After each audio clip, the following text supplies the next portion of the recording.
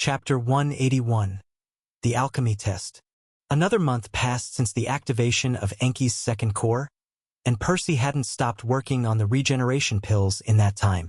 Now that the boy was free from the arduous task of clearing his channels, Percy had asked him to pay attention to what he was doing.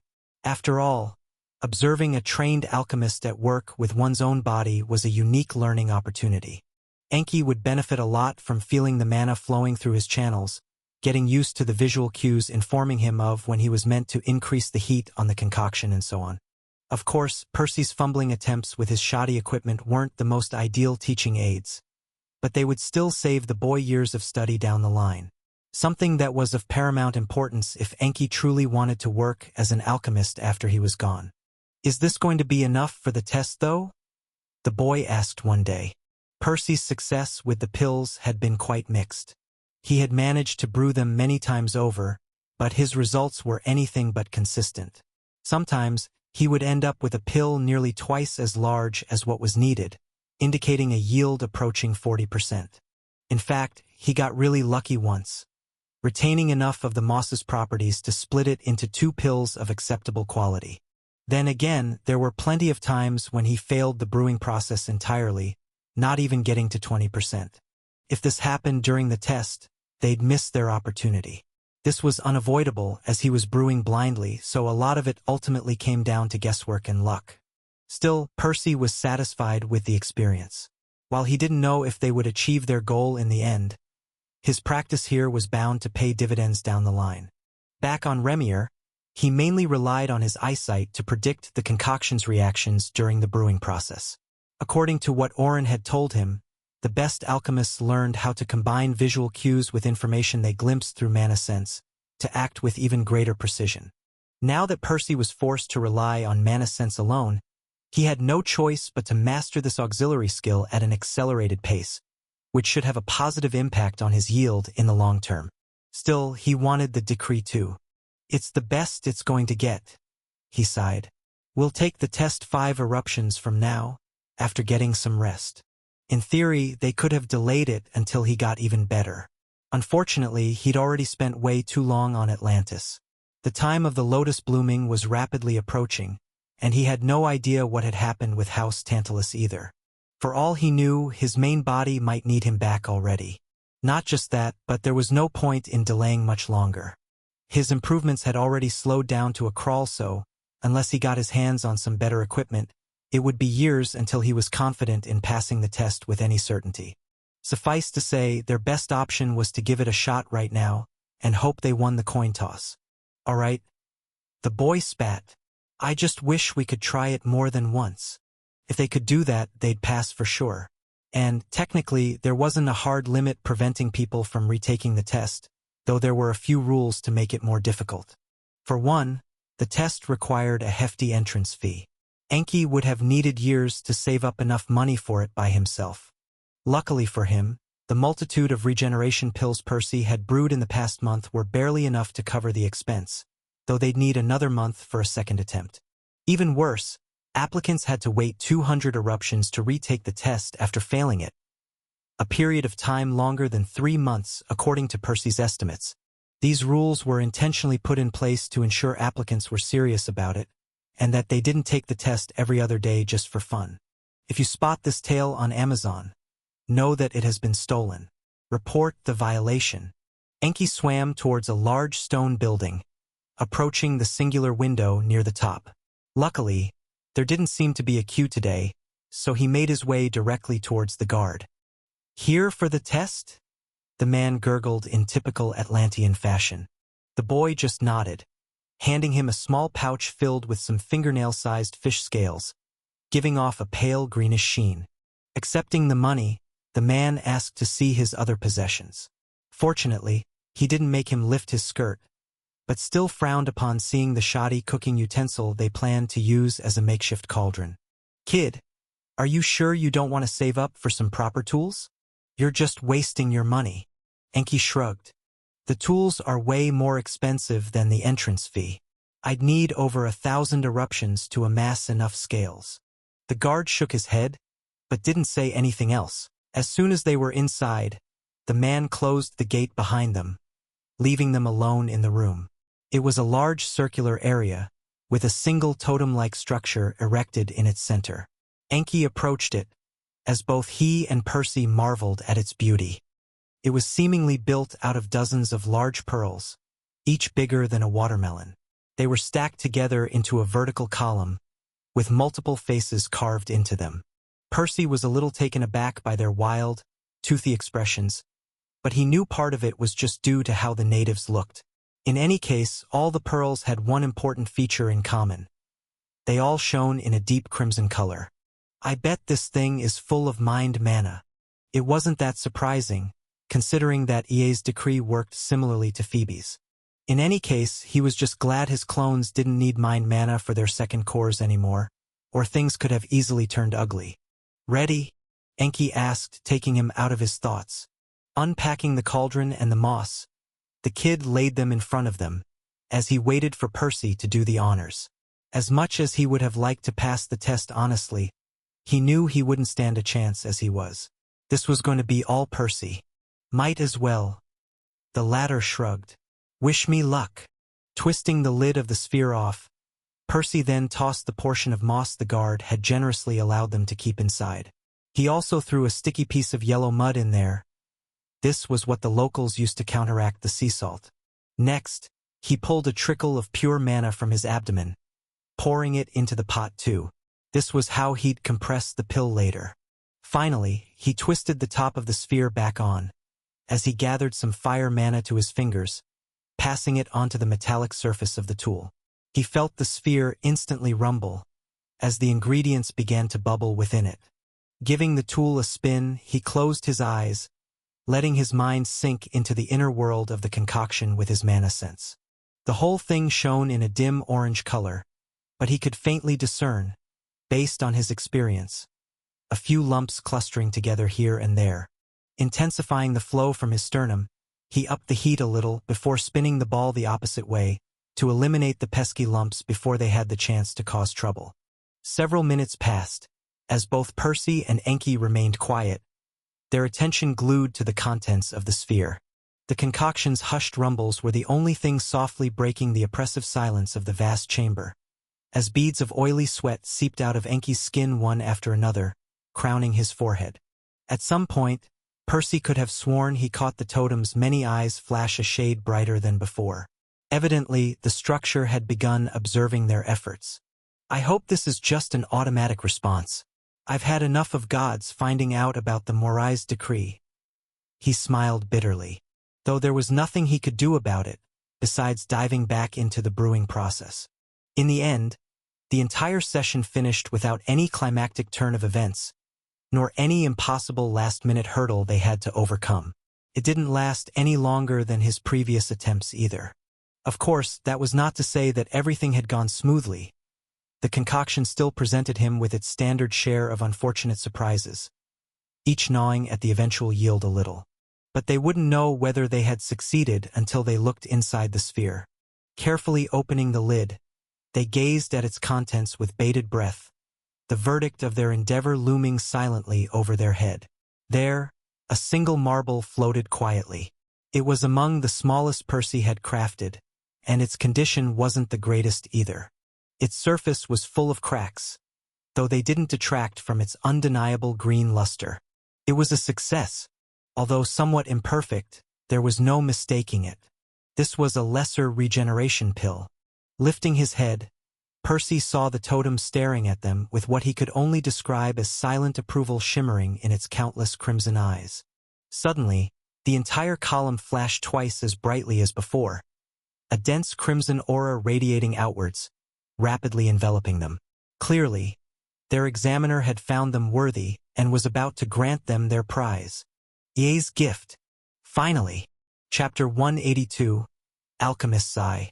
A soothing feeling massaged Percy's mind as the totem's gentle radiance seeped into his host's head. Over the next few minutes, he sensed something sprout, almost like a new window opening in his mind, waiting to be peered through. This would have probably felt bizarre if he hadn't had access to something similar for most of his life already. It's actually happening. It's like a brand new status taking shape in my head. Yet, His celebration was cut short when the totem's glow died down halfway through, leaving the new decree incomplete. Panicking, Percy tried to access it, but EA's gift didn't respond, making him fear something had gone wrong. "Percy, what's going on? Why did it stop all of a sudden?" Enki asked. Percy didn't say anything, not having an answer for his host. Opening his eyes, he carefully scanned the glowing pillar in front of them. It was a lot dimmer than before, its color blinking erratically, almost as if it was unsure as to what it was supposed to do. "Is it because the mana was split between me and Enki?" If EA's decree affected one's mind like he suspected, it was conceivable the totem would need twice as much mana to grant it to both of them. Had their efforts been doomed to fail from the start? As if responding to his thoughts, the structure seemed to finally come to a decision. It flashed brightly once more, resuming its work. A new round of crimson soon emanated from it, bathing Enki again. Percy relaxed as soon as the refreshing feeling in his mind returned. Over the next few minutes, he was content to merely wait there, enjoying the process. What worried him a little, however, was the fact that the totem almost grew entirely dark by the time it was finished. Not looking forward to explaining that to the guard. In any case, that was a problem for later. As soon as the procedure stopped, Percy felt a far more complete sensation in his head, something finally clicking in place. Eager to put his new toy to the test, he reached into the door in his mind, willing EA's gift to manifest. Though that was when he ran into another issue. Unlike before, his efforts didn't go unanswered this time. However, what happened wasn't at all what Percy had expected. Rather than EA's gift, it was an intense wave of agony that slammed into his mind like a meteor, making him feel as if his skull had been split in half. What the fuck?" he asked nobody in particular, folding to his knees. "Percy? What happened to you?" Enki asked, seemingly oblivious to his situation. His voice sounded normal too. The boy clearly wasn't affected by whatever was causing his pain. "Does your head not hurt? Is it just me?" Percy asked, getting a nod back. Thinking of something, Percy fell back to his regular status instead. He hoped that the other more familiar door in his mind would be able to shed some light into his situation. Yet, he couldn't have been more wrong. Contrary to his expectations, it didn't work. For some inexplicable reason, the trusty decree that had always followed him to the edge of the universe and back had suddenly gone silent, refusing to appear before him. Even worse, the mere act of calling upon it only intensified his headache further, making his eyes water and his soul squirm. "No. What's going on here? Did the two decrees mess each other up?" If this stunt had somehow caused him to lose Phoebe's decree, he'd want to slap himself. Ignoring the skull-splitting pain, Percy continued his vain efforts to reach to his status, unwilling to accept this result. Yet, the decree didn't respond for several minutes, causing Percy's panic to grow like a wildfire. Reno-es. Just as he was beginning to lose all hope, his efforts finally caused some kind of blurry message to blink into his sight for a few seconds, before fading back out. Support the creativity of authors by visiting Royal Road for this novel and more. Overlapping, %, detected, Calibra asterisk, % asterisk, unavailable, _va. Plus, assimilation, underway. Seeing that, Percy allowed himself to calm down slightly. The pain in his head was still raging on, stronger than ever, and it wasn't like this was guaranteed to end well. That said, his status seemed to be aware of the problem at least. It also seemed to be actively working towards a solution. According to the message, it was currently calibrating, or trying to assimilate EA's gift. Either way, there was nothing he could do about it, besides waiting for the results. "Percy? You're scaring me, man," Enki said, his voice quivering. It was only now Percy realized his host had been talking to him for a while. "I'm sorry. It's nothing for you to worry about. I'll deal with it later," he replied. "More importantly, can you pull up your own version of EA's gift? You shouldn't be affected by whatever is happening to me." Percy still had no idea if he'd end up receiving the new decree himself, but he'd be lying if he said he wasn't curious to see what it did. Nodding, The boy then went silent for a second, seemingly reaching into his latest acquisition. Soon, a new panel flashed before their eyes, not unlike how Percy's status normally worked. Yet it had a different owner this time. Undersir. Enki. Mana cores. Mana core 1, red, fire. Mana core 2, red, pure. Mutations. Alchemic principles. Extraction. Separate and condense an ingredient's essence. Undersir. Percy frowned upon seeing it. The only common section was the one listing the boy's cores. As for bloodlines, spectral traits, spells, or decrees, there wasn't a word on them. The first two weren't too surprising, as the boy probably didn't have any. But the absence of the other two was a little odd. He could understand why the decrees were hidden. This had originally been the case for him too. If the CA guy was anything like Phoebe, he clearly didn't think mortals needed to know about high-level information like that. But that didn't explain why there weren't any spells. Does Enki not know any? It was certainly possible, given how little the boy had practiced with his core. Hell, Percy hadn't obtained his first spell until after reaching Orange. Still, he had a hunch there was more to it than that. Did EA's gift not even bother listing one's spells? His focus seemed entirely different. For one, it acknowledged Enki's budding understanding of the extraction principle.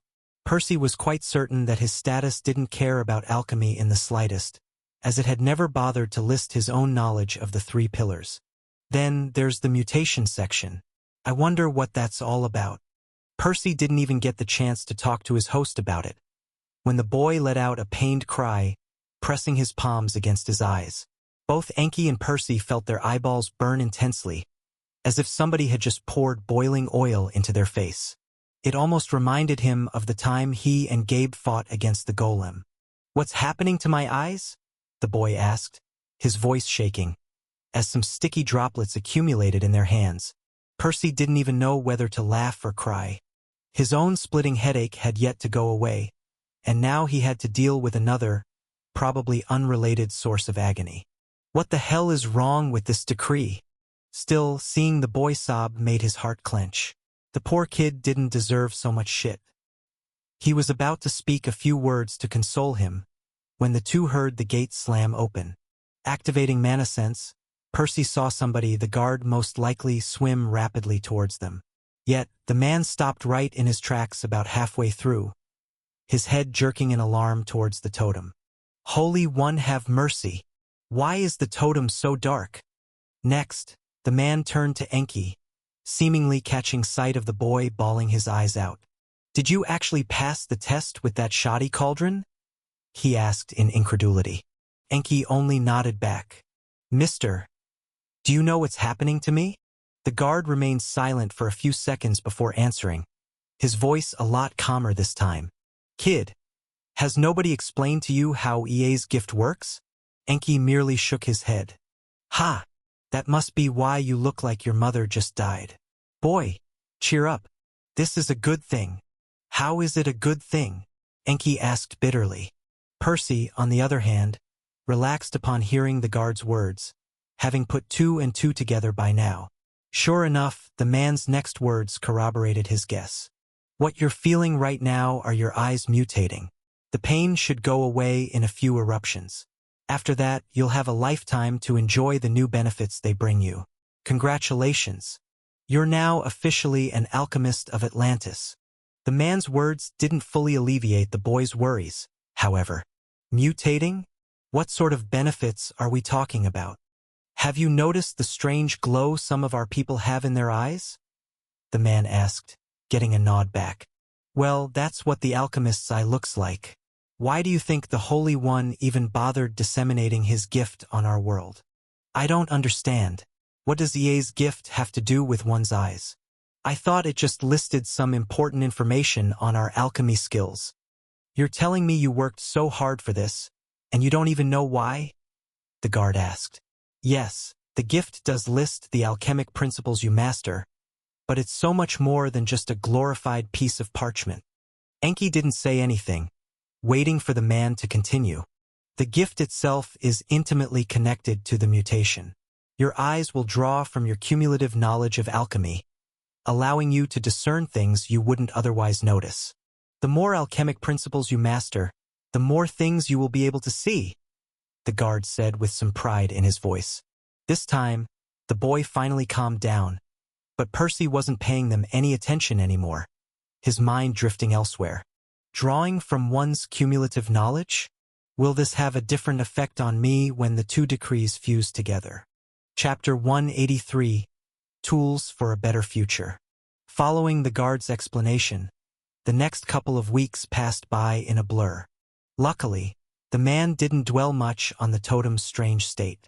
As it turned out, it was a lot more reasonable to assume there was something wrong with the relays supplying the structure with mana than to guess Enki was possessed by an alien ghost. Who'd have thought? The guard was then kind enough to escort the blind kid to the local Alchemists Association, even going as far as to hold his hand through the registration process. Better still, the people there were all shocked upon learning how Enki had managed to pass the test despite all his handicaps, showering him with praise. "Percy, I know I should be happy about this, but why do I feel like a fraud?" the boy asked at the time. "Don't even go there. It's true I did the test for you, but you've absorbed everything I've taught you like a sponge. I have no doubt you'll make a splendid alchemist, especially with EA's gift helping you. Just work hard until you feel like you deserve to be here." Percy didn't say that merely to console his host. He genuinely meant every word. The boy had proven quite hardworking during his stay in Atlantis, whether it was back when he was clearing his channels or his subsequent alchemy practice. As far as Percy saw it, he'd done nothing more than level the playing field for an unlucky orphan, giving him a chance to make it in the world. Upon hearing the words of encouragement, the boy nodded enthusiastically, tears glistening by the corners of his still-burning eyes. Suffice to say, it was with great eagerness that he followed the association's people as they escorted him to his new room, supplying him with brand-new tools and reading materials to further his studies. At that point, Percy was just as excited as his host, keen to put the new equipment to the test, getting a better feel for his newly mastered alchemic principle. Even better, Enki's eyes were done mutating about a week later, allowing them to make leaps and strides with their practice. Undersir. Enki. Mana cores. Mana core 1, red, fire. Mana core 2, red, pure. Mutations.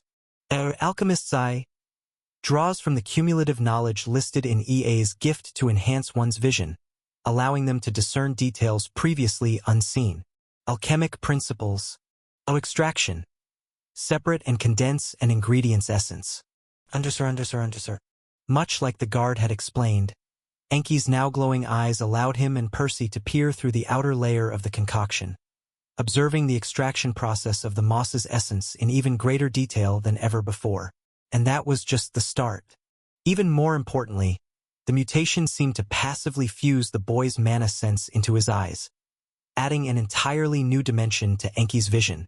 Of course, mages could already use their mana sense while simultaneously looking with their eyes, but the two images didn't blend together nearly as seamlessly, forcing one to consciously sift through the two feeds in their mind. In Enki's case, his sixth sense naturally bled into his sight, the two working with one another rather than against, achieving things greater than the sum of their parts. Of course, he still had to manually use mana sense to observe things outside his line of sight, but even having a part of it passively active was a boon that couldn't be overstated. "If the association staff are kind enough to lend us the materials for the cultivation pill, I might be able to demonstrate a few other principles for you," Percy said. Sadly, that didn't come to pass. Despite lots of begging, the veteran alchemists refused to just hand the boy everything in the end, arguing that the primary ingredient, the amber pearls, were quite expensive. This story originates from Royal Road. Ensure the author gets the support they deserve by reading it there. Still, they did gift them all the secondary ingredients, and it wasn't so hard for Percy and Enki to earn enough money to buy a pearl by themselves. With his new tools at hand, and with the alchemist's eye aiding him, Percy's brewing yield with the lesser regeneration pill shot through the roof, letting him procure a single pearl within mere days. The concoction itself failed, as Percy couldn't get the recipe down after one attempt. That said, he still made it far enough through the 3 stages to properly demonstrate the new principles to his student, registering them in the boys panel. Undersir. Alchemic principles. Extraction. Separate and condense an ingredient's essence. Pacification. Delay an ingredient's activation rate. Redirection. Adjust an ingredient's effect. Deattunement. Prevent multiple conflicting ingredients from reacting with one another. Undersir. Of course, Enki would still need several months of laborious study to fully wrap his head around the principles, and even longer to actually put them to practice. However, due to how his alchemist's eye worked, simply understanding the basics would vastly accelerate his progress. Epsilon. And this wasn't everything Percy did for his host. Having grown fond of the kid over the past 2 months and not knowing if they'd ever meet again, he went all out, trying to help him as much as possible before leaving. He explained everything about circulation and crystallization, giving the boy numerous tips and tricks as to how they could be used. That said, Enki was unlikely to meet the requirements for the boosting art anytime soon. Even when he did, it was entirely possible he'd fail to figure out the correct patterns for the mana flow. At any rate, it was going to be a dozen times harder for him than it had been for Percy, since he wouldn't have anybody to demonstrate the spell for him. As for crystallization, the boy shouldn't have as much trouble mastering it, as the technique itself wasn't anything complicated. However, it remained to be seen whether he'd figure out how to bond the powder into the cultivation pills or reinforce his constructs like Percy. And the same was true for affinity fusion. Thank you, Percy, for everything, for saving my life, and for fixing it. The boy said, 2 streams of tears flowing out into the room. Just be careful not to let others find out about any of these things. They can get you into a ton of trouble. And buy more concealment bandages the first chance you get. The ones I crafted won't last forever. The boy nodded. Percy had sewn him a few more of them, but he didn't have the time to teach him runecrafting too. Then again, they definitely had at least some rudimentary understanding of the art on Atlantis. Getting some basic enchantments shouldn't be too difficult for the budding alchemist. Like I said a while ago, I can't give you all the answers, but I can give you the tools to figure them out. The rest will be up to you. Saying that, Percy then began removing his soul from Enki's injuries one by one, allowing them to resume their recovery as his main body's pull grew stronger. His headache was still killing him, and his status had yet to assimilate the new decree, but he couldn't delay his return any longer. At this point, his best hope was that joining with the rest of his soul would speed up the process. But Percy, are you sure you want to be sharing all these things with a stranger? This is all world-altering knowledge. I'm sure, Percy said without a moment's hesitation. He'd already thought long and hard about this issue. Truth be told, Percy had always been extremely cautious with what secrets he revealed during his travels, afraid to accidentally give one of Remir's enemies the means to conquer his world. Hell, he had yet to even reveal these breakthroughs to his own people, making the situation even more precarious. But it wasn't like this knowledge would be lost, even if something was to happen to him. Circulation would eventually leak out of the Avalon house into the rest of Remir. Plus, Orin would disseminate the Aurora Dew's recipe sooner or later. By temporarily withholding the information, Percy had merely carved a brief window of opportunity for himself to get a little ahead. Nothing more, nothing less. Besides, he'd never forgive himself if he stinted his first student's growth out of selfishness. What happens if I make a mistake one day, and your secrets leak out? The boy asked, still concerned about that.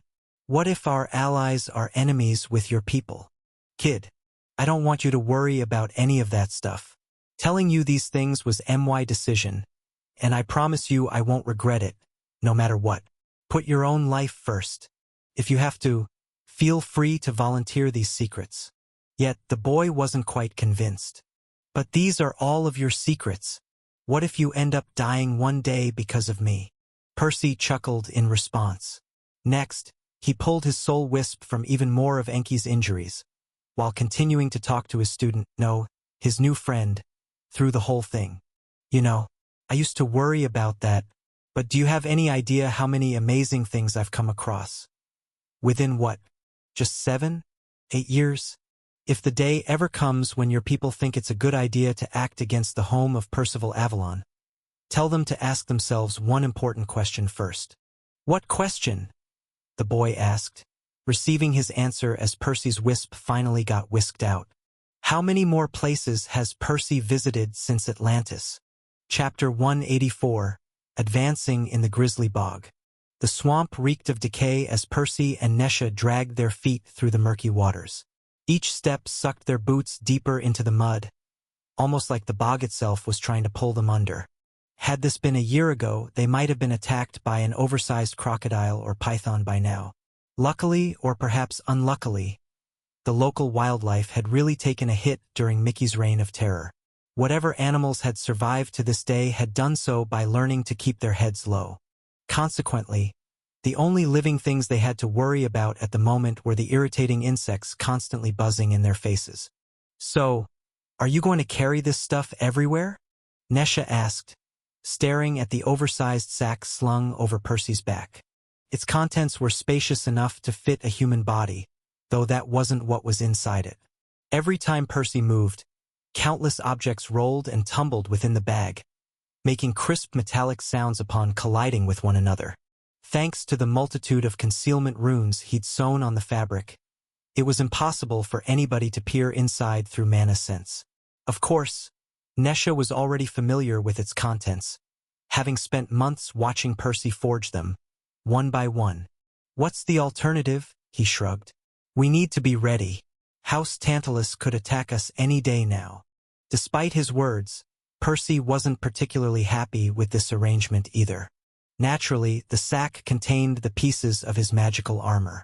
It had actually been over a month since Percy completed his new spell. That said, he hadn't had a proper opportunity to use it just yet. Even worse, he'd been forced to replace the components a couple times already. Plus, he would continue having to do so once every few weeks, until their enemies deigned to show up. If they attack us right now, we're screwed, Nesha said, her expression grim. Normally, it was Mickey's job to patrol around the town, keeping an eye out for them. Unfortunately, the crow was otherwise occupied today. Huh? Can you imagine? Percy chuckled. How unlucky would that be? They don't show up for weeks, and then they pick the one day we're not paying attention. But it couldn't be helped. There was a reason Mickey couldn't tend to his job today, and it was the same reason why Percy and Nesha had come to the swamp. That said, it wasn't a bad thing per se. The first strands of orange had appeared in the bird's second core. He's finally caught up to me fully, Percy smiled wryly. Not that he wasn't happy for his friend. Mickey's strength was essentially his. Still, he couldn't help but compare his familiar's rapid advancement speed with his own more sluggish pace. Of course, the bird's second core didn't advance any faster than a human's. It was just the Aurora Dew doing all the heavy lifting. However, Mickey's first core would likely reach green over a century before Percy did. Oh well, best not allow some petty envy to ruin a good day, he decided, shaking any unnecessary thoughts out of his mind. Soon, the two reached a clearing amidst the dense thicket, the warm midday rays illuminating a large circular area. There, they saw Mickey perched atop a boulder, an empty gemstone vial lying carelessly by his talons. The bird didn't react upon seeing them, immersed within his inner world as he was. Technically, the crow didn't need any bodyguards. Nothing in the swamp dared approach him anymore. Still, Percy wanted to keep watch over his familiar during the promotion, as it generally took a little longer than a regular cleansing session. I only wish he could have used his own beast mana for this, Percy sighed. Reading on this site, this novel is published elsewhere. Support the author by seeking out the original. Naturally, this was one of the first things they had checked as soon as Mickey awakened his second core. And it had actually worked to an extent. Due to his control over his own mana, Mickey could direct it to remove the impurities in his second core in an acceptable manner without having it undergo pacification, redirection, or deattunement. It wasn't as perfect as drinking an elixir, a few mistakes here and there lowering the cleansing efficiency slightly. That said, the difference was small enough that they could stomach it to save thousands of doses of elixir down the line. At least, this would have been the case had Percy never invented the Aurora Dew. Once the cyan powder came into the fold, things got a great deal more complicated. It was even harder for Mickey to prevent his beast mana from reacting with the crystallized pure mana, as the two were essentially polar opposites. Their only option would be to have the bird use the cyan paste separately, but that would only lower his advancement speed even more. Considering everything, Mickey would be losing a lot of valuable time over nothing. Consequently, there was no choice but to have him use Aurora Dew like him and Nesha. It can't be helped. I won't be stingy with Mickey. He deserves better than that. Oblivious to his thoughts, the crow eventually sent him some images of his second core, letting him watch the process. The last drops of the elixir were nearly exhausted, but the orange strands had already begun to dominate the core, twisting and banding together as they rapidly consumed their weaker cousins. At the same time, they violently lashed out against the ethereal organ's inner walls, scraping even more impurities than one should generally cleanse within a single session. Suffice to say, this wasn't sustainable in the long term. Overindulging like this could permanently damage one's core if done often. Still, advancements were special occasions. Soon, all the free space inside the core was occupied by thick strands of orange, exerting a great amount of pressure on the organ. With nowhere else to go, the strands had no choice but to finally fuse together a moment later. The mana condensed into a blob with a satisfying click, splashing down at the core's base, filling around a third of its capacity. As for the rest of it, it only took Mickey a few minutes to replenish, letting out a content caw as a wave of vitality flooded his body. "Congratulations, Mickey!" Nesha exclaimed. Percy couldn't suppress a grin tugging at his lips either, though his next words weren't quite as celebratory. "Now go do your job before we all get killed. Party pooper." The bird spat back, but he acquiesced. They both knew Mickey was just as eager to put his newfound power to the test. Taking off, the crow activated his boosting arts as he sped out of the swamp. Apparently, Mickey wasn't satisfied with breaking the advancement record today. He wanted to break the speed one too. "I don't know about you, but I suddenly feel a lot more confident about taking on the greens," Nesha said as soon as they were alone. By now, they were operating under the assumption that House Tantalus would send at least two of them. Percy intended to take one down by himself, so Nesha and Mickey would have to team up against the second. "He's strong all right, but I wish I had the time to teach him another spell or two." Mickey was already as smart as a human. Circulation and acceleration weren't bad, but the bird should be capable of a lot more than that. At the very least, Percy wanted to teach him some form of mana conversion at some point. In the same way that his own pure mana was more suitable to feed other affinities, Mickey's beast core should have an easier time transforming other mana types into its own. With a little guidance, he might even be able to solve his stamina problem. Percy doubted the bird would be able to keep his yellow core fed during a fight, but replenishing his strength afterwards might not be so difficult. Like that, they wouldn't have to remain fixed at locations like the Fungal Spire or the Grizzly Bog, giving them more freedom to roam Remir. He'll still need to hunt to advance, but at least we won't have to worry about him starving to death if we can't find a good place.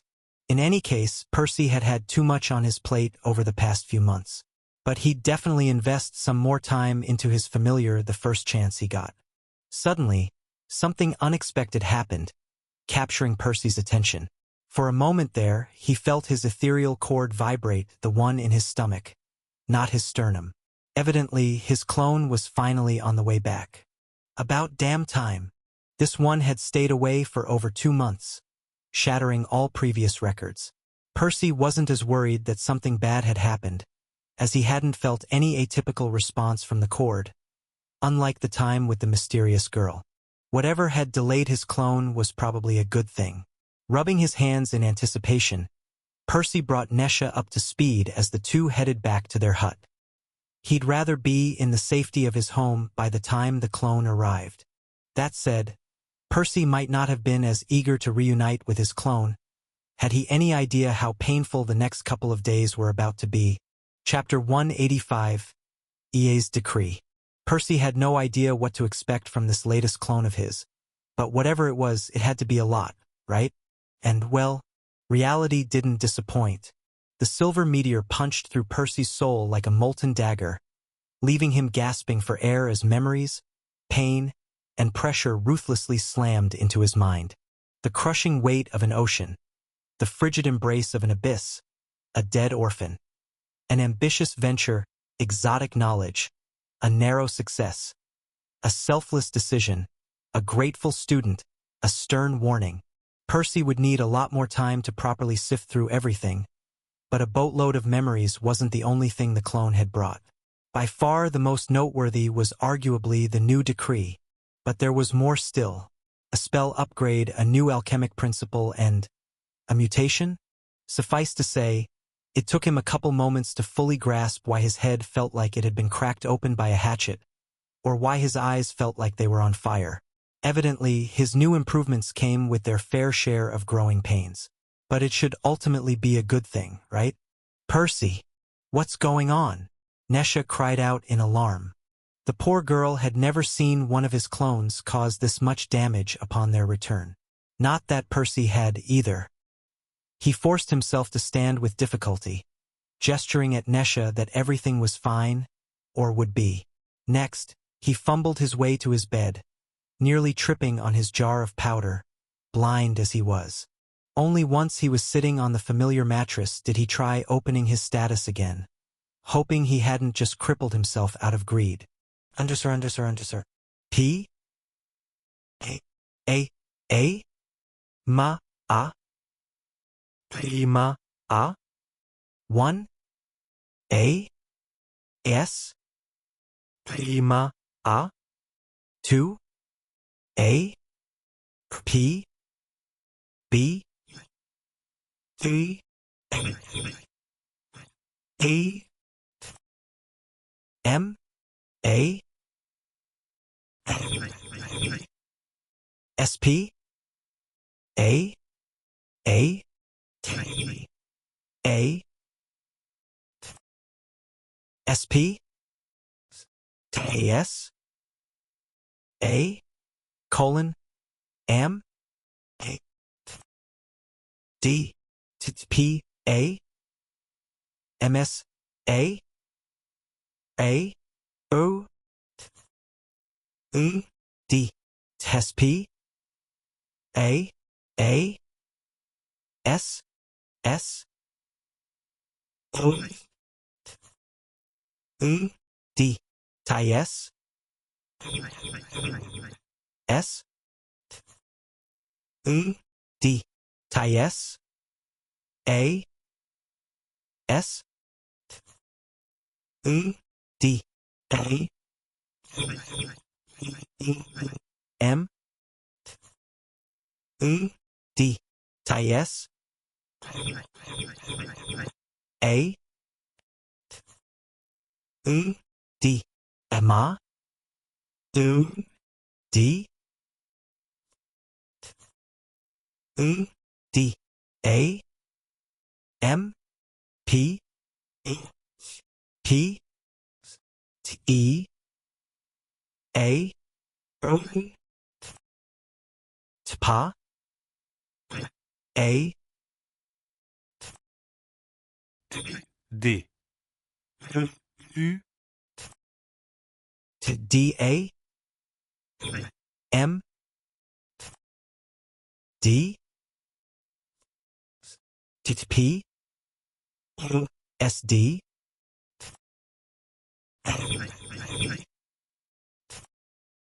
Tayem? A? S? D? Tayem? A? S? D?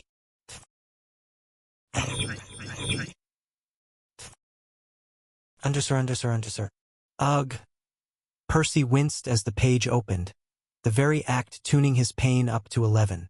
That said, it wasn't as bad as it could have been. Unlike back on Atlantis, he was at least able to open his status on the first try no less. Even better, after a quick count, he confirmed that all the sections were there, both the old and the new. The only thing left was to figure out how to fill them up properly. Maybe I just need to go over my spells one by one to help it register them again? Not the most groundbreaking idea, but he felt it was worth a try. Starting with the easiest one, Percy pulled some mana from both of his cores, fusing it into a sliver of teal, before tossing a handful of throwing stars against the wall. Nesha jumped back in surprise. Percy didn't bother explaining himself, as he dove back into his spell list. Undersir. Mantle of Deceit, refined. Undersir. Suffice to say, seeing part of his status restored caused his heart to skip a beat. And the change went so much deeper than a couple of words. As soon as the entry corrected itself, Percy felt something click inside his head, almost as if a broken shard snapped back into place. A smidge of fog lifted from his aching mind. A beta. At the same time, something flowed into his eyes. It wasn't mana, nor blood. It was something more ethereal, almost like the thoughts and feelings he regularly shared with his familiar through their connection. If he had to put his finger on what it was information, knowledge, ideas. If you stumble upon this tale on Amazon, it's taken without the author's consent. Report it. All right, I suppose this is the way to go. Percy, will you pause for a second and tell me what's happening to you? You're scaring me. Nesha snapped at him, breaking him out of his thoughts. I'm sorry to worry you. Just hold on for a little longer. Whatever this is, I think I know how to fix it, he said, not going into too much detail. Next, he began casting his spells one after another. Grabbing some teal powder from the pot, he started with 2 of the easiest ones, spending the next half an hour forging a new scythe. He had no doubt that the weapon was laughably misshapen, but his status didn't seem to mind, recognizing the entries for both reinforcement and the soul harvester. Moving a trickle of pure mana into his sternum, he then began refilling his first core until soul conversion registered too. The following part was a little trickier, because his clone had only registered the spell upgrade while they were separated. Digging into his memories was still quite painful, but Percy eventually managed to remember how soul stitching worked, using it to accelerate his soul's recovery. As a bonus, using his spectral art lifted the fog off his weaving trait too. By now, Percy was doing a great deal better, graduating from feeling like somebody had cracked his skull open to feeling like somebody had cracked his skull open. Gently? In any case, there was only one path forward, and it was to keep going until every word in his status was back to normal. Okay, now for the toughest entries. Ironically, his only crude spell was the hardest to reproduce. At the very least, Percy had no intention of creating a new familiar on the spot. Luckily, trying to pull up Mickey's status seemed to do the trick, sparing him the trouble. The next spell was his Phantom Scale Gauntlet. The status hadn't registered the upgrade to the full-body armor yet, maybe because he hadn't used it properly, which made his life a little easier. Still, reforging 54 pieces of his magical gauntlet was going to take days, and that's if he wasn't doing it blind. Fortunately, the first couple of components seemed to jog the broken decree's memory, saving him a great amount of time there as well. That only leaves one entry, in the spell section at least. Taking a few breaths, Percy directed the mana to both of his cores as he slowly activated his boosting art. As soon as the entire section was repaired, Percy's headache died down greatly, allowing him to exhale in relief. However, that only lasted a second, before another unexpected complication emerged. His eyes, which were still burning as painfully as before, reacted to the new spell in a way they hadn't during his previous attempts. A powerful attraction emanated from them, pulling a ridiculous amount of mana from Percy's body, as a wave of vertigo now accompanied the pain, making him sick. Percy wanted to deactivate synchronization, but he didn't dare to. Given how violently his eyes were devouring his mana, he was afraid he might seriously injure himself if he failed to meet their demands. Oh well, I'm sure this will stop at some point. He shrugged. What next?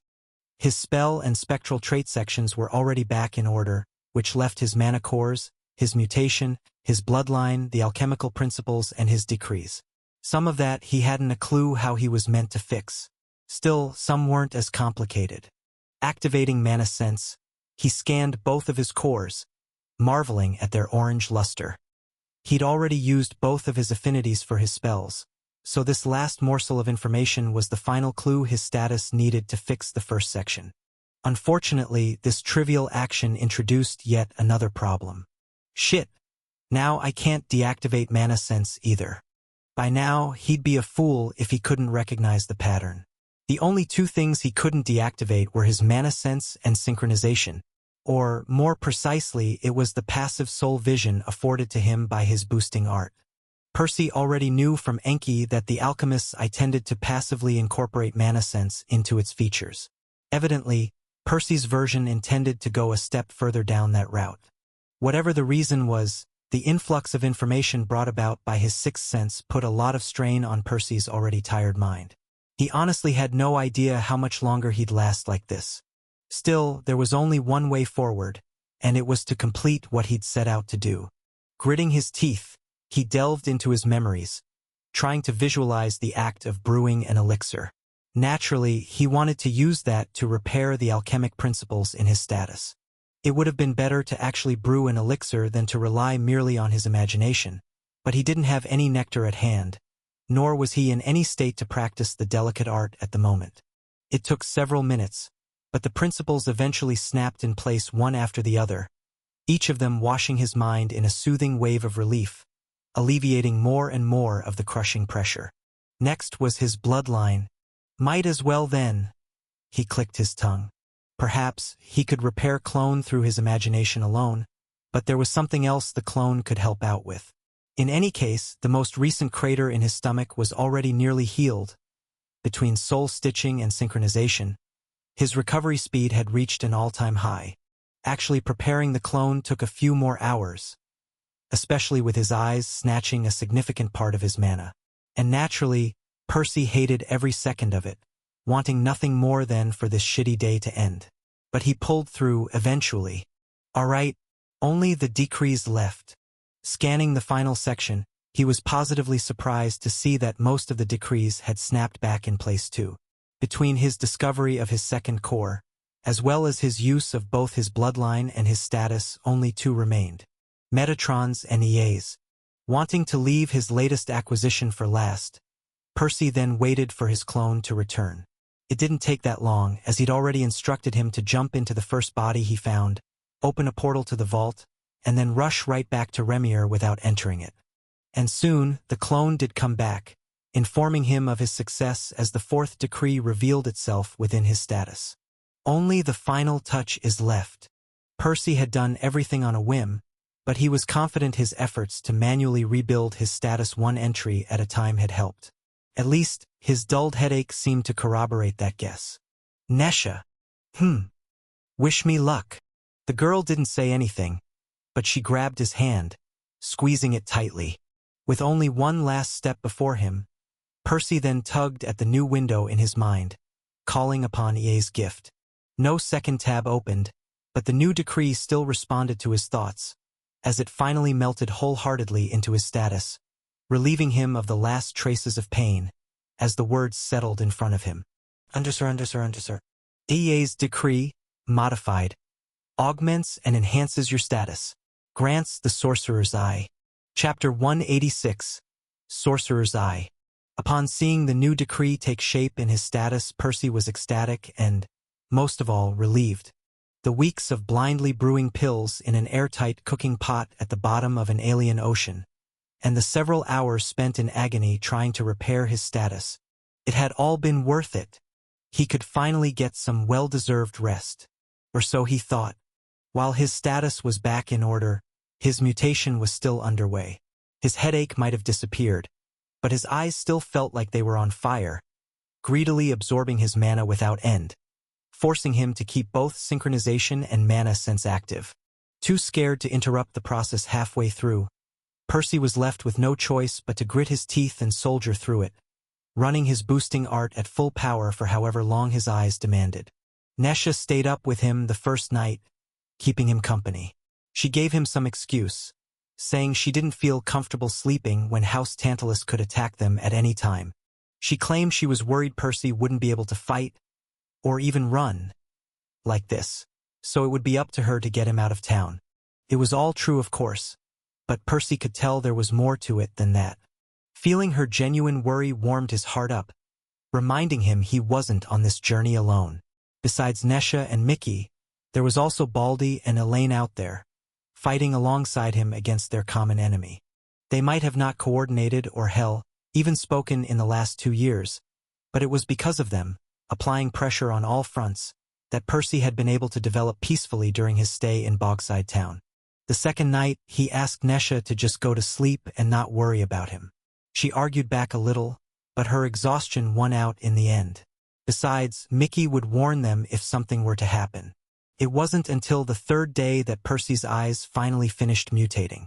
Naturally, he was quite eager to discover all their secrets, but something else took precedence. NGGG. What happened? Percy asked upon waking up, his voice raspy. Have they attacked yet?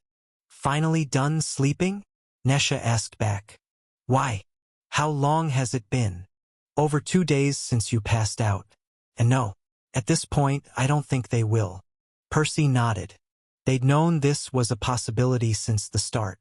The lotus was going to bloom in just 4 short months, so they'd have to return to the Avalon Mansion soon regardless. Sitting up on the bed, he turned towards Nesha, both of them drawing a sharp breath as soon as they exchanged glances. He wasn't sure what she was surprised about, but his shock was due to the bizarre sight before him. Concealed within her figure, he spotted a person-shaped silhouette of silver, flowing like a liquid flame through her body, flickering and wavering with her every thought. In her sternum, a bright yellow star thrummed against her chest. Strictly speaking, neither of these things was new to him, but he'd never seen them like this before.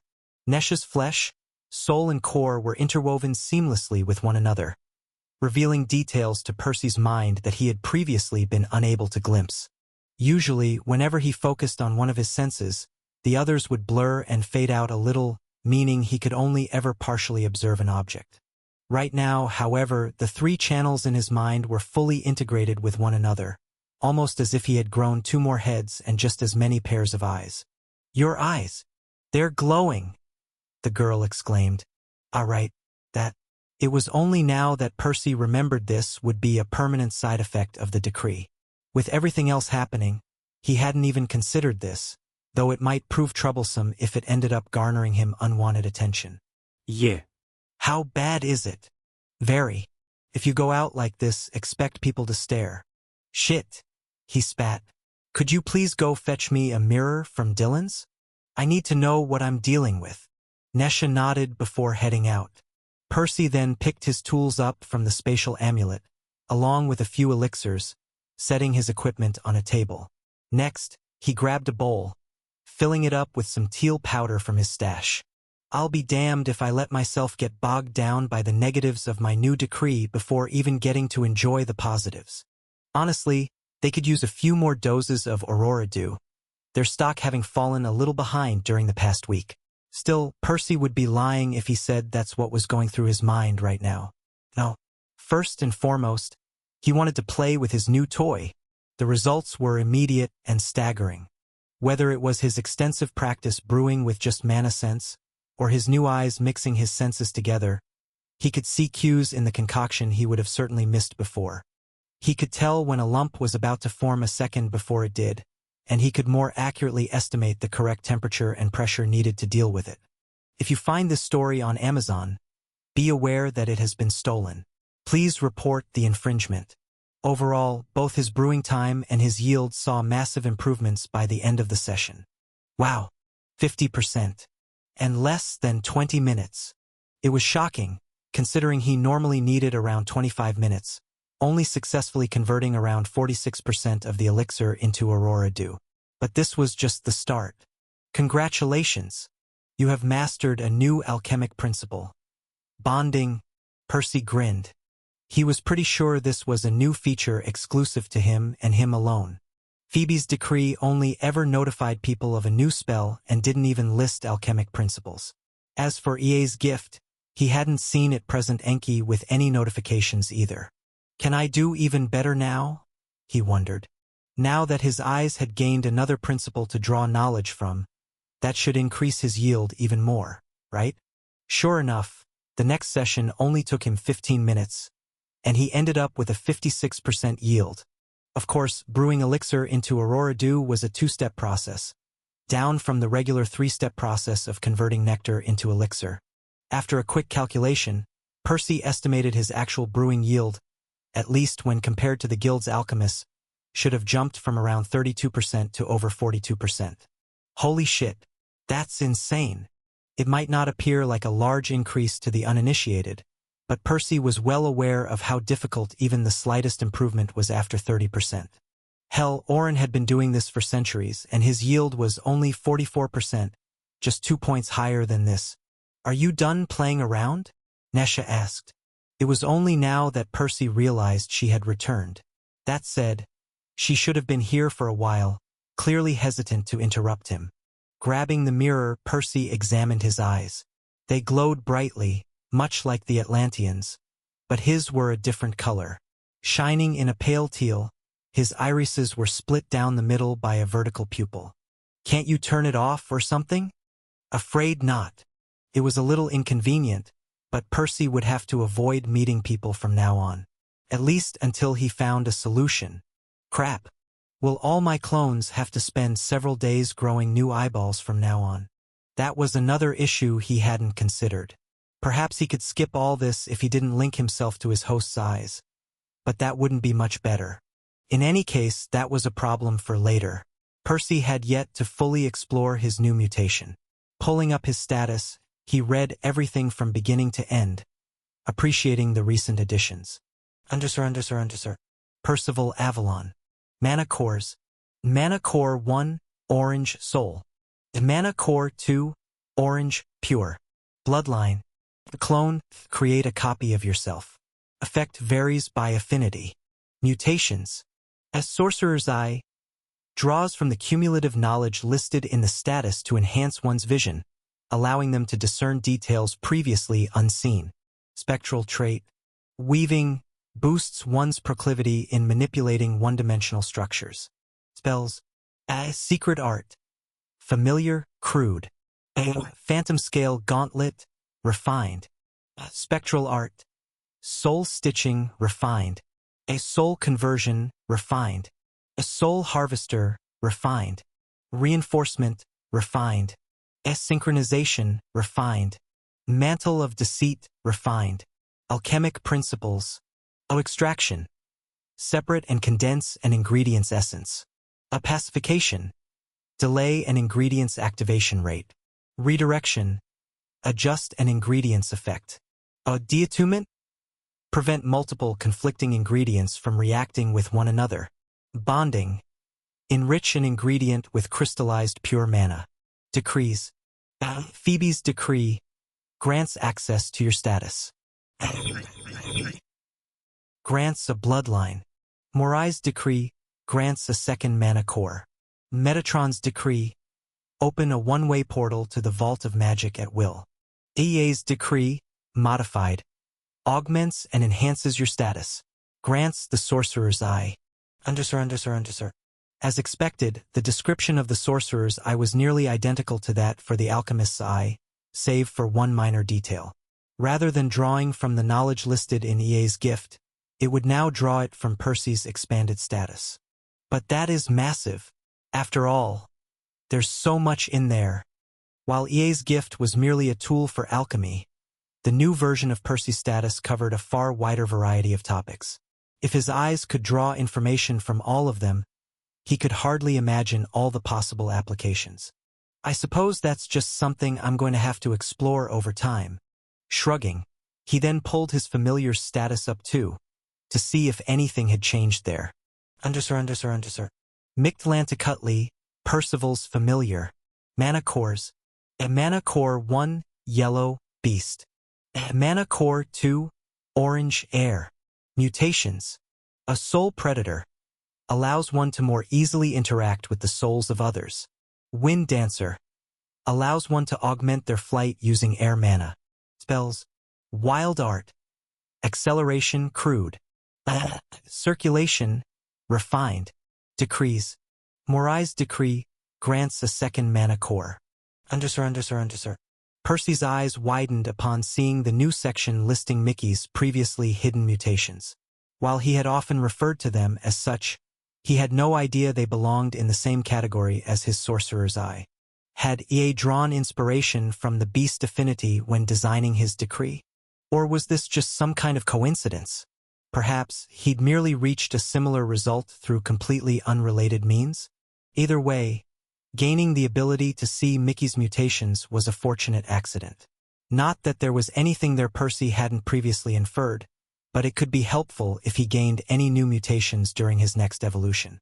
Nesha, wanna head back to the swamp? He suddenly asked. Sure, I guess. It's not like I have anything better to do. But what do you want from there? Well, I haven't had my fill of the new decree yet, and I know the perfect place to put it to the test. Where?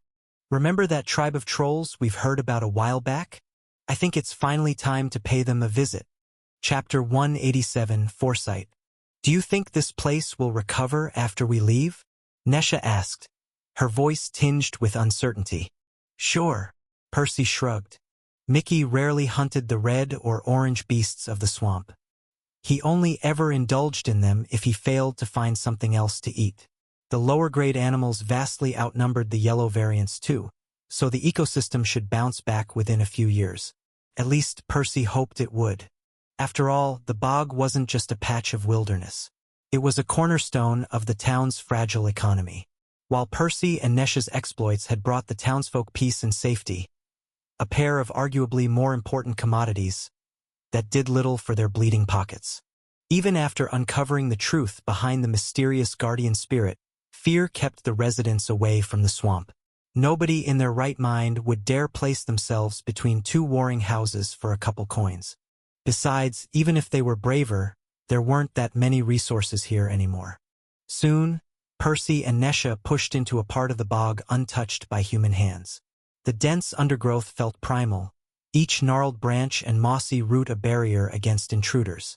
Even Mickey avoided this area, not out of fear, but indifference. The swamp trolls that dwelled here were mostly reds and oranges, which didn't make for great snacks. Still, collectively, the creatures were more dangerous than any lone yellow beast. This was why predators and humans alike tended to leave this place. Why are we here again? Nesha asked. Call it curiosity, Percy replied, sidestepping her question. In truth, he was here for more than idle exploration. Unlike beasts, demi-humans had the potential to develop a rare affinity for him to study. That alone was plenty reason to check this place out while they still had the chance. But that wasn't everything. Percy hoped to use this opportunity to explore his new ocular abilities, while searching this place for anything else of interest, thus killing 3 birds with 1 stone. All right, just be careful. From what I've heard, these things are a lot more dangerous than their grade implies. The girl said, a hint of worry seeping in her voice. Percy nodded, brushing aside a curtain of vines. The swamp seemed to breathe around them, shadows shifting as they ventured deeper. Had Mickey been with them, they'd have found the trolls already. Sadly, the crow was out patrolling again. Oh well, we'll run into them sooner or later. Luckily for them, it turned out to be sooner. A rustling ahead froze them both in their tracks. Moments later, their quarry emerged. Strictly speaking, it wasn't that strange. The creatures had no need to hide, as they probably weren't used to intruders in their territory. Wow, it's bigger than I expected, Nesha murmured. Indeed, the creature was twice as tall as a goblin, standing a full head taller than Percy. Its bulky build exceeded that of an adult human too. Even at red, this thing would likely cause some serious damage if it landed a hit with its oversized stone club.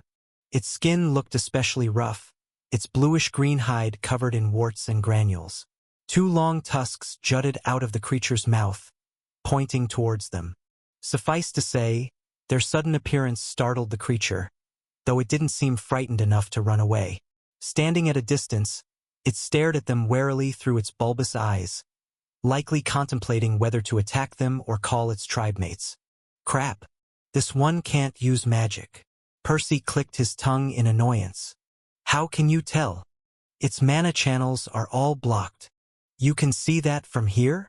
Nesha struggled to contain her surprise. When a creature wasn't actively using its mana, it was much harder to spot its channels. Typically, one would need to get very close, examining it carefully to hopefully spot the faintest trickles passively flowing through. It was definitely not the kind of thing one could reliably pull off from 30 paces away. Neat, huh?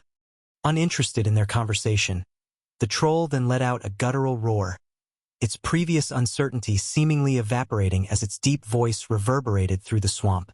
Having made its mind up, it didn't even bother waiting for its friends to arrive.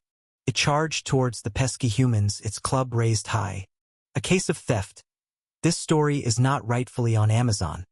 If you spot it, report the violation. Percy let go of the sack, the pieces of his magical armor clinking against one another as they hit the ground. Then, he motioned for Nesha to stay back as he strode ahead, his demeanor almost casual. He didn't bother using his spells, figuring his 2 orange cores should be plenty to cover for the gap in mass, on the off chance he got hit. Oh yes, though he wasn't planning to. When the troll's massive weapon came down, he sidestepped effortlessly. The club slammed into the swamp floor, sending up a spray of mud and water. Slow, Percy thought, his gaze studying the troll's soul. His enhanced vision painted the creature in shifting light, every flicker of its silver silhouette betraying its intent. Had this been a week ago, he would have had to dial down the mana gathered in his eyes to examine the creature from this close. But there was no need for that anymore. The new eyes took care of that, constantly adjusting themselves, ensuring the creature's soul was always as clear as a glass of water. Another flicker of the troll's soul betrayed its boiling fury. Percy was experienced enough by now to tell that a follow-up attack was coming. Sure enough, the creature swung again, this time with greater force. Percy evaded it with a step back, his movements unhurried. This only seemed to infuriate the troll further, however. It persisted in its relentless assault, as Percy dodged its wild swings one after the other, not bothering to fight back. He was content with merely protecting himself, using this opportunity to adjust to his improved eyesight, relearning how to read his opponent's intentions with far greater skill than ever before. The blows never stopped coming, each attack a brand new lesson, the silver silhouette revealing patterns he'd never noticed in the past. Percy, we've got company, Nesha called out. Allowing his mana sense to expand outwards, Percy soon detected 5 more of the creatures emerging from the undergrowth, their bestial growls piercing through the oppressive silence of the swamp. 2 of them were at orange too, their frames a little larger, more imposing. Putting some distance from his opponent, it wasn't hard. The poor thing was panting heavily by now. He scanned the newcomers with his eyes, making a couple more details out. The leaders are both mages, he noted out loud, for Nesha's benefit. Evidently, it was only the more talented trolls that bothered to learn magic. Lacking the means to advance, the red variants probably struggled to get enough value out of their cores to justify the effort. Can you keep them busy for a few minutes? Percy asked. There's something I want to test. At any rate, the group didn't pose much of a threat to them. At yellow, Nesha might even be able to take them on unarmed, let alone if she used her magic. Though things might get a bit dicey if they allowed a few more groups to surround them. Should I just kill them? Nah, no need. If I find an interesting one, I might make a clone out of it, but let's not butcher the poor things unless we have to. It wasn't like Percy was above harming the creatures if there was some concrete benefit to be had, but he wasn't a fan of senseless cruelty either. The girl nodded, summoning a handful of black butterflies. Sending them after the trolls, she forced them to back away, keeping them all at bay. Meanwhile, Percy shifted his eyes back to his opponent, waiting for it to make a move. Not missing its cue, the troll rushed at him again, having recovered some of its stamina already. Allowing himself to fall into a trance, Percy resumed dodging the creature's attacks once more, as he tried to further his understanding of the soul's movements. He had been able to foresee his opponent's attacks for a long time, but that skill had always been imprecise, undeveloped. A wild flicker of the silver silhouette betrayed the intention to move, but Percy was quickly coming to realize there was so much more to it than that. Not every twitch was equal. If the lower part of the soul flared more intensely, it typically meant the creature was about to move its legs, not its arms, and vice versa. Yet that was just the beginning. Based on how aggressively it flickered, he could discern whether the troll was going to step towards him, closing the gap or away from him, trying to put some distance. When its movements were wilder, they betrayed the creature's fury, suggesting it was about to attack him head-on. But sometimes they were subtle, twisting slyly, indicating a feint or a sneak attack. The intensity of the flickers was often correlated with the interval between intent and action. The most intense flares were followed by swift attacks, whereas if the silhouette was to simmer over several seconds, it meant the creature was planning ahead. And the way they blended together with the movements of its flesh mattered too, something Percy hadn't been able to focus on before his mutation. Fascinating, but I'm messing it up by dodging too quickly. Percy could tell he was on the verge of something big, a third image vaguely forming before his eyes, outside flesh and soul. Still, evading the attacks before they even formed only gave the troll a chance to adjust its course, causing the image to blur again. Deciding to take a risk, Percy neared the creature some more, shrinking the margin of safety he'd given himself, dodging the troll's furious blows by a hair's breadth. He felt the violent rush of wind brush by his ears and by his scalp, each time coming this close to shattering his skull into splinters, as he delved deeper and deeper into the faint image before his eyes, trying to pin it down. More time passed, as Percy danced with death himself as his partner, gambling his life on the altar of magic. There, he suddenly thought, his heart missing a beat. As soul and flesh bled together into one, Percy saw it. A projection of the troll's club, passing through his very face, a second before the creature even began its attack. It felt real. He could almost hear his teeth cracking and taste the iron in his mouth. Yet none of it actually happened. Never before had Percy predicted an attack with such precision. With unprecedented ease, he ducked the real blow with time to spare, delivering a heavy punch in the creature's stomach, his fist sinking an inch into the troll's abs. The creature slid back through the mud, a splash of spittle and bile raining on Percy as it stared at him in incredulity. But he wasn't paying the troll any attention, his thoughts occupied by his breakthrough. A full second ahead. It might not sound like much in the grand scheme of things, but in the midst of combat, it was a lifetime, and Percy's status thought so too. Congratulations! You have mastered a new spell. Wild Art. Foresight Crude. Chapter 188. Casters. A little help here would be nice, Nesha yelled, capturing Percy's attention. Only now did he realize that more trolls had gathered, about a dozen of them surrounding them in total. At least, the newcomers were all reds, only the first two capable of casting magic. Still, they put a lot of pressure on the girl, who struggled to keep them all away with her butterflies. "Leave the casters to me," he said, rushing towards the leaders. "If more of them show up, stop going easy." Not missing their cue, the oranges exchanged a quick glance before switching targets, trying to pin Percy down with their spells. Fire and water. He clicked his tongue as he leapt out of the way. Neither of these affinities were worth his time. Then again, that was to be expected. Assuming the trolls were even capable of using rare affinities, he'd probably have to go through dozens of them until he found one. But that wasn't necessarily a bad thing. His new spell had plenty of room for improvement, so he could just hone it against these willing whetstones. Taking a few deep breaths, he kept his distance until his boosting art took effect. He wanted to practice, yes, but he wasn't suicidal.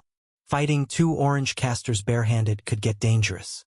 The creatures didn't wait for him, continuing to pelt his location with blasts of blue and red.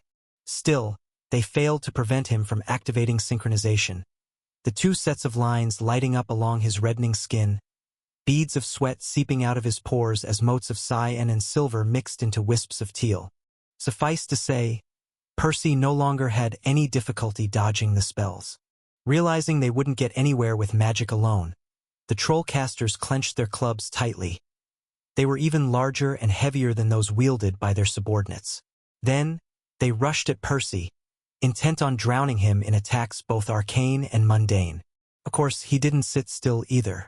Drawing some mana from his abdomen, he shaped it into a cyan rod, ready to greet his opponents. This was the old variant of the quarterstaff. He didn't have time for reinforcement. Still, it should be plenty for this. More spells descended on him, forcing him to crush them all into motes of mana one after another. The trolls reached him a second later. Percy scanned them with his eyes, the projections of their swings taking shape, betraying the trajectory of the clubs. "It's even easier than before," he grinned, capitalizing on the intimate connection between his status and his latest mutation. His new spell became second nature for him the instant it registered.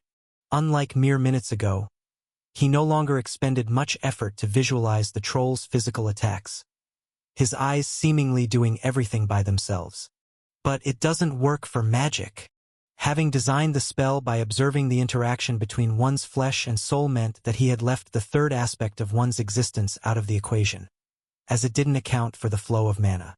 That said, this unfortunate blind spot was precisely what he aimed to fix during this fight. 3 projectiles. No, 4. He corrected himself as a series of pressurized blobs rained on him. With a quick spin of his weapon, he crushed the constructs into a harmless drizzle, his staff cracking already. Percy certainly hadn't missed that. In any case, he didn't get the chance to dwell on it, as a fireball enlarged before his eyes, about to melt his face off. It was followed by 2 club projections flinging at him from either side. Ducking below the flames, he tiptoed around the trolls, avoiding their attacks with some well-placed footwork. Next, he responded to them with a few swift blows of his own, slamming their joints with the now-repaired rod.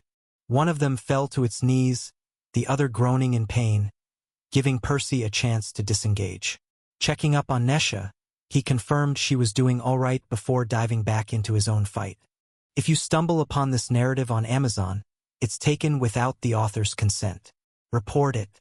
More time passed, as Percy fought to expand the scope of his spell, trying to force magic under its purview. It was hard. Mana manipulation encompassed too many possibilities. Way more than flesh did, at least.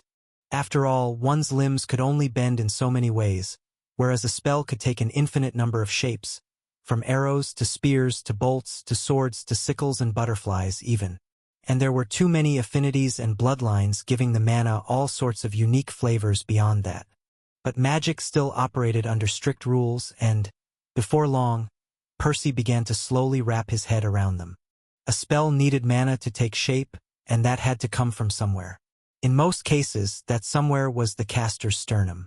Of course, it could flow through a multitude of channels, but those were still finite. Not to mention, Percy had plenty of time to read its movement ahead of the attack. Vitayes. Even more importantly, some affinities favored specific patterns over others. For example, the trolls had never tried to shoot a single spell through their feet. Had one of them possessed an earth affinity, that might have been different, but water and fire were best utilized through one's palms. Additionally, water spells were more flexible and easier to control, though no individual projectile was particularly deadly by itself. The water-casting troll tried to trap Percy using a barrage of smaller constructs raining at him from various angles, primarily aiming to knock him off his feet. On the other hand, the fire user couldn't control its mana nearly as well, focusing on head-on attacks instead. That said, what the fireballs lacked in maneuverability, they made up for in sheer lethality, pressuring Percy to dodge or block every last one of them without fail. Finally, Percy grinned as he spotted the first few faint shadows precede his opponent's spells. Of course, it had taken way longer than he cared to admit, and he wasn't anywhere near done. Still, the contrast between the 2 affinities made it a little easier for him to predict their patterns, as he got more used to the troll's rhythm. Sadly, this was about the most he could accomplish today, as the first traces of exhaustion took root in his mind. A quick glance revealed that Nesha wasn't doing much better. She struggled to keep 15 butterflies active, clumsily holding just as many reds at bay. She was panting heavily too, though she hadn't complained in a long time, to her credit. Evidently, she took this opportunity to practice her magic as seriously as him. "Let's call it a day," he said, What scarce rays pierced through the thicket revealed the sun was close to setting. In any case, Percy suspected his forthcoming spell upgrade would be refined, so he hadn't really expected to get it done in one go. Nesha nodded, spooking the trolls with a burst of mana. At the same time, Percy knocked both his opponents off their feet before sprinting towards his sack. The two then ran away, leaving an entire tribe of trolls staring dumbfounded at their backs. Still, none of them dared to chase, probably having realized how brutally outmatched they truly were. "What was that spell you were practicing?" Nesha asked once they had returned to Mickey's clearing. The crow was back from his duties too, carelessly munching on some oversized frog atop his boulder, not paying them much attention. Percy took a few moments to bring her up to speed, explaining how his soul vision worked, and how his new mutation had allowed him to elevate the ability to a proper spell. "Wow, this sorcerer's eye sounds insane." She whistled in appreciation. "Say, do you think I'll get that too, when you give me a second core?" Percy shrugged. Naturally, he hadn't forgotten his promise to her. With soul stitching now at hand, he felt more confident than ever passing her the Morai's decree, though he wasn't sure about EA's. "The clone I made a couple days ago didn't get the mutation. I'm not sure if that's because I can't pass this decree along, or because my status was still a mess at the time. We'll have to wait until my current clone returns." Nesha nodded, not saying anything else. Whether or not House Tantalus gave them a good fight, Percy intended to use his remaining time in the Grizzly Bog wisely. He'd already sent another clone out before visiting the trolls, and he wasn't done with them either. His current plan was to keep fighting against more of the demi-humans over the next few weeks, testing his foresight against different affinities, while looking for a suitable target to possess. But that's tomorrow's problem. They still had some time to kill today, so he took his trusty ocarina from his pocket, plopping down on the boulder. Moments later, a high-pitched tune broke through the gloomy silence, bouncing from tree to tree, permeating the bog. While the poorly crafted instrument twisted a note every now and then, neither Nesha nor Mickey complained as much anymore. Percy had grown a lot better at this over the past 2 years, his music no longer an insult to the ears. The trio banded closer together, enjoying the humble tune as they gazed at the bright moonlight, appreciating what little time they had left in this place. Chapter 189, Trollsden. Percy wasn't sure if the central area of the swamp had a name. He certainly hadn't heard the townsfolk mention one if it did, and he was confident the trolls couldn't give it one either. From what he'd seen, the creatures could only communicate by gestures, grunts, and growls. Thus, at the risk of looking silly later, he'd taken it upon himself to give the place a moniker, to make it easier to refer to. The Trollsden. Over the next few weeks, he and Nesha continued to visit the place daily. Whenever Percy wasn't busy with his chores, at least. Mickey joined them too, whenever he was both free and sufficiently bored. Every time they ventured into the Trollsden, they entered from a different side, to avoid meeting the same trolls over and over. As they'd come to learn, the creatures were split in several small tribes, each consisting of 6 to 8 individuals. Most of them were typically reds, with a single orange caster leading them. And these pocket-sized groups tended to be highly territorial, never straying far from their own homes. Suffice to say, the 2 groups that had joined up to attack them on the first day had been outliers, as nothing similar had happened since. Percy guessed the 2 orange leaders might have been siblings or something, overcoming the societal expectations of their kin to give themselves an advantage over other tribes. That said, it wasn't like he particularly cared about the trolls' social structures much either. During each venture, they sought out a new tribe to challenge, giving Percy an opportunity to test his developing foresight spell against different elemental affinities and flavors of casting. "I think it's close to evolving," he said, a shit-eating grin plastered all over his face. Laying face up on the ground in front of him, a troll chieftain gasped for air. As for its subordinates, they weren't doing much better. Evidently, Nesha had improved a lot too, keeping the creatures occupied without exerting herself all that much. "Have you found an affinity you like?" she asked. The question wiped the smile off his face, however. "Nope," he sighed. "Only elemental and pure affinities across the board." I mean, that's not too strange. We've only fought a few dozen tribes so far. Statistically, they shouldn't have been enough. I know. I guess I just hoped we'd get lucky. He shrugged. The two disengaged from their defeated opponents, putting some distance from them. The good thing about the trolls was they never attacked them a second time. Apparently, they were smart enough to understand how outmatched they were after getting their asses handed to them for several hours in a row. That, coupled with Percy's unwillingness to harm them, did wonders in dousing their aggression.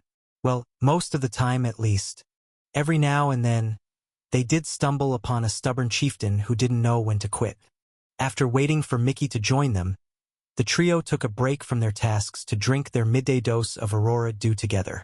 Naturally, Percy hadn't stopped brewing for them, their stash of elixirs dwindling with each passing day.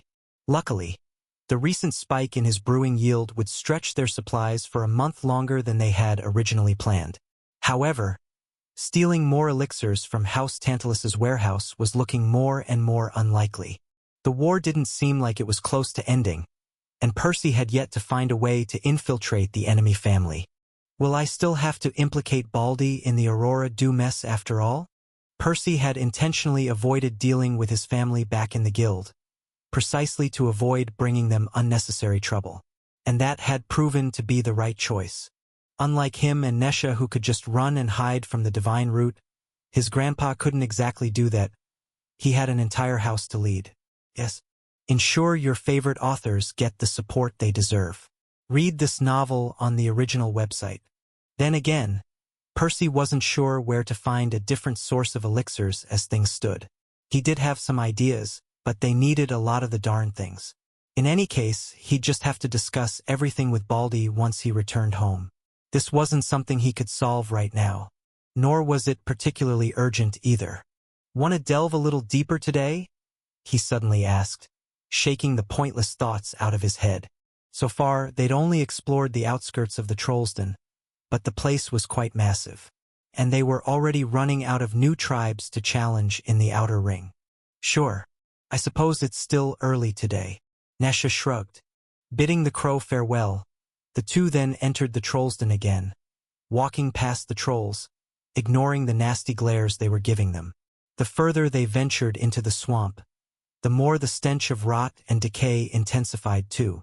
And that wasn't a coincidence. While the trolls were opportunistic carnivores, occasionally snacking on any unfortunate critter dumb enough to approach them, there wasn't enough meat in the grisly bog to sustain their numbers. Neither could they easily expand outwards, their fear of stepping on the humans' toes deeply ingrained in their bones. Thus, the creatures had found another way to keep their bellies full, without risking their lives. Yuck! Are these things even edible? Nesha wrinkled her nose, examining the base of a nearby tree. The wood appeared old and damaged, as did the multitude of deteriorating carcasses carelessly piled up among its roots. Some of the corpses might have been there for months, reduced to skeletons by now, while others were a little fresher, the meat still slowly melting off the bones. And amidst this intentionally designed mess, Percy and Nesha saw the food the trolls cultivated to sustain themselves. Growing on spoilt flesh and decaying roots alike, countless whitecap mushrooms blanketed the area. Some of them jutted out of a skull's eye sockets, others neatly lining the spaces between a creature's ribs. By far the most disturbing detail, however, was the fact that many of the corpses appeared to have belonged to the trolls themselves. They fed their own dead to the mushrooms, and then ate those. Trust me, you don't want to see the kinds of things some of my clones have eaten. Percy chuckled. He wasn't as bothered by the sight before him. His adventures had long numbed him to the idea of doing what one had to survive. If anything, the tiny mushrooms looked cute, nostalgic even, reminding him of his time in the guild. Of course, these mundane fungi were as far removed from their colossal cousins as they could be, not a speck of mana flowing through them. Still, they were clearly as important to the trolls as the fungal spire was to the rest of Remir. Continuing their journey, Percy and Nesha saw more scenes like that, at some point every single tree in their path having been transformed into a grim mushroom farm. Though they hadn't met any more trolls in a while, for some reason. Are the tribes in the outskirts assigned there on purpose, To guard the perimeter or something? Nesha wondered out loud at some point. Well, it would explain why all their food has been left unguarded. But that still leaves a lot of questions. Percy wasn't quite as convinced. For one, most of the troll tribes they'd encountered had shown no intention of cooperating with one another. How would they have all organized to such an extent? Even more importantly, they would have never allowed them to pass had that been the case. Outmatched or not, who would give an intruder free access to their food? Yeah, it's strange. They should have done everything in their power to stop us. Nesha agreed after listening to his reasoning. Suddenly, Percy stopped in his tracks, causing her to raise an eyebrow. Unless they didn't need to, he muttered. What do you mean? Nesha asked. But Percy didn't respond, merely gesturing at her to be quiet. Far in the distance, he faintly spotted a shadow shifting within the depths. It was too dark to make out, but his eyes captured more than just light nowadays. Right there, walking amidst the trees, he saw it. It was a tall silhouette, shimmering in a faint silver. It was even bulkier than the trolls he had met so far, though it was hunched over. He even spotted a hint of yellow sparkling in its chest. Soon, two more silhouettes appeared by the first one's sides. These weren't quite as big, though they were still larger than the regular trolls. All of them at yellow. Well, that certainly explained who had commanded the other tribes, as well as why the weaker creatures had allowed them to reach the center of the Trollsden. They thought we wouldn't survive anyway, Percy said, his lips curling upward.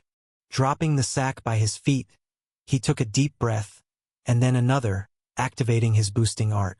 The trolls had clearly hoped their leaders would take care of them, but they had gravely miscalculated. After all, a few yellow mages were exactly what Percy currently needed. Chapter 190, Honorable. Before synchronization was even done activating, Percy rummaged through his sack, hastily putting as many pieces of his armor on as he could manage. Not that he wasn't confident beating a few yellow demihumans without it, but there wasn't any harm in playing it safe. Regardless, he only got to don his gauntlets by the time the creatures reached them. They'll have to do, he shrugged. The trolls themselves were downright massive, Percy's head barely reaching up to their chest. The one in the middle was even taller than the others, despite its hunchback. Their thick hide was marred in warts and granules like their weaker kin, but, unlike the others, these three were covered from head to toe in crisscrossing scars. Some were deeper too, trophies from a lifetime of fighting, apparently. Even more strangely, these trolls had something else growing on their bodies that the others had lacked. Mushrooms, and not the mundane, edible whitecaps Percy and Nesha had seen on the way here. No, these shone brightly in his vision, shimmering in a deep orange color. Not only that, but they softly glowed in the regular part of his sight too, sporting a strange green luster. Unfazed by Percy's observation, the trolls strolled casually towards them, each of their thunderous steps lifting a screen of mud. Their heavy frames sank a few inches into the bog from one footfall to the next, but they didn't seem to mind it much, apparently well used to their habitat by now. Their attention was glued to their guests instead, their bulbous eyes scanning Percy and Nesha up and down. Take the one to the left. I'll handle the oth. Percy didn't even get to complete his sentence when the trolls suddenly halted, still 30 or so yards away from them. Then, the one in the middle, their king, probably gestured at one of his attendants to step forward. Are they challenging us to single combat? Nesha asked in incredulity. That was a sign of intelligence neither of them was used to seeing in demihumans. Then again, the creatures weren't that much dumber than sapients, and these three in particular stood atop their species ladder. Their higher grade coupled with decades of wisdom had clearly left their mark. Well, I guess declining at this point would be rude. Stepping forward, he waited for Nesha and the other trolls to put some distance from them, giving them space. The two combatants then eyed one another for a couple seconds, sizing each other up. This troll was the leanest of the three, though it still looked stronger than the orange variants. Sapients didn't transform when advancing, that was a unique feature of beasts, due to their affinity. Suffice to say, Percy didn't know if it was just a coincidence these three were a little larger or something else. Maybe semi-sentients carried some traces of beast mana in their bodies? Or perhaps the Yellowborn trolls just lived long enough to hone their physique further than the rest. Or any other number of explanations. In any case, it didn't really matter.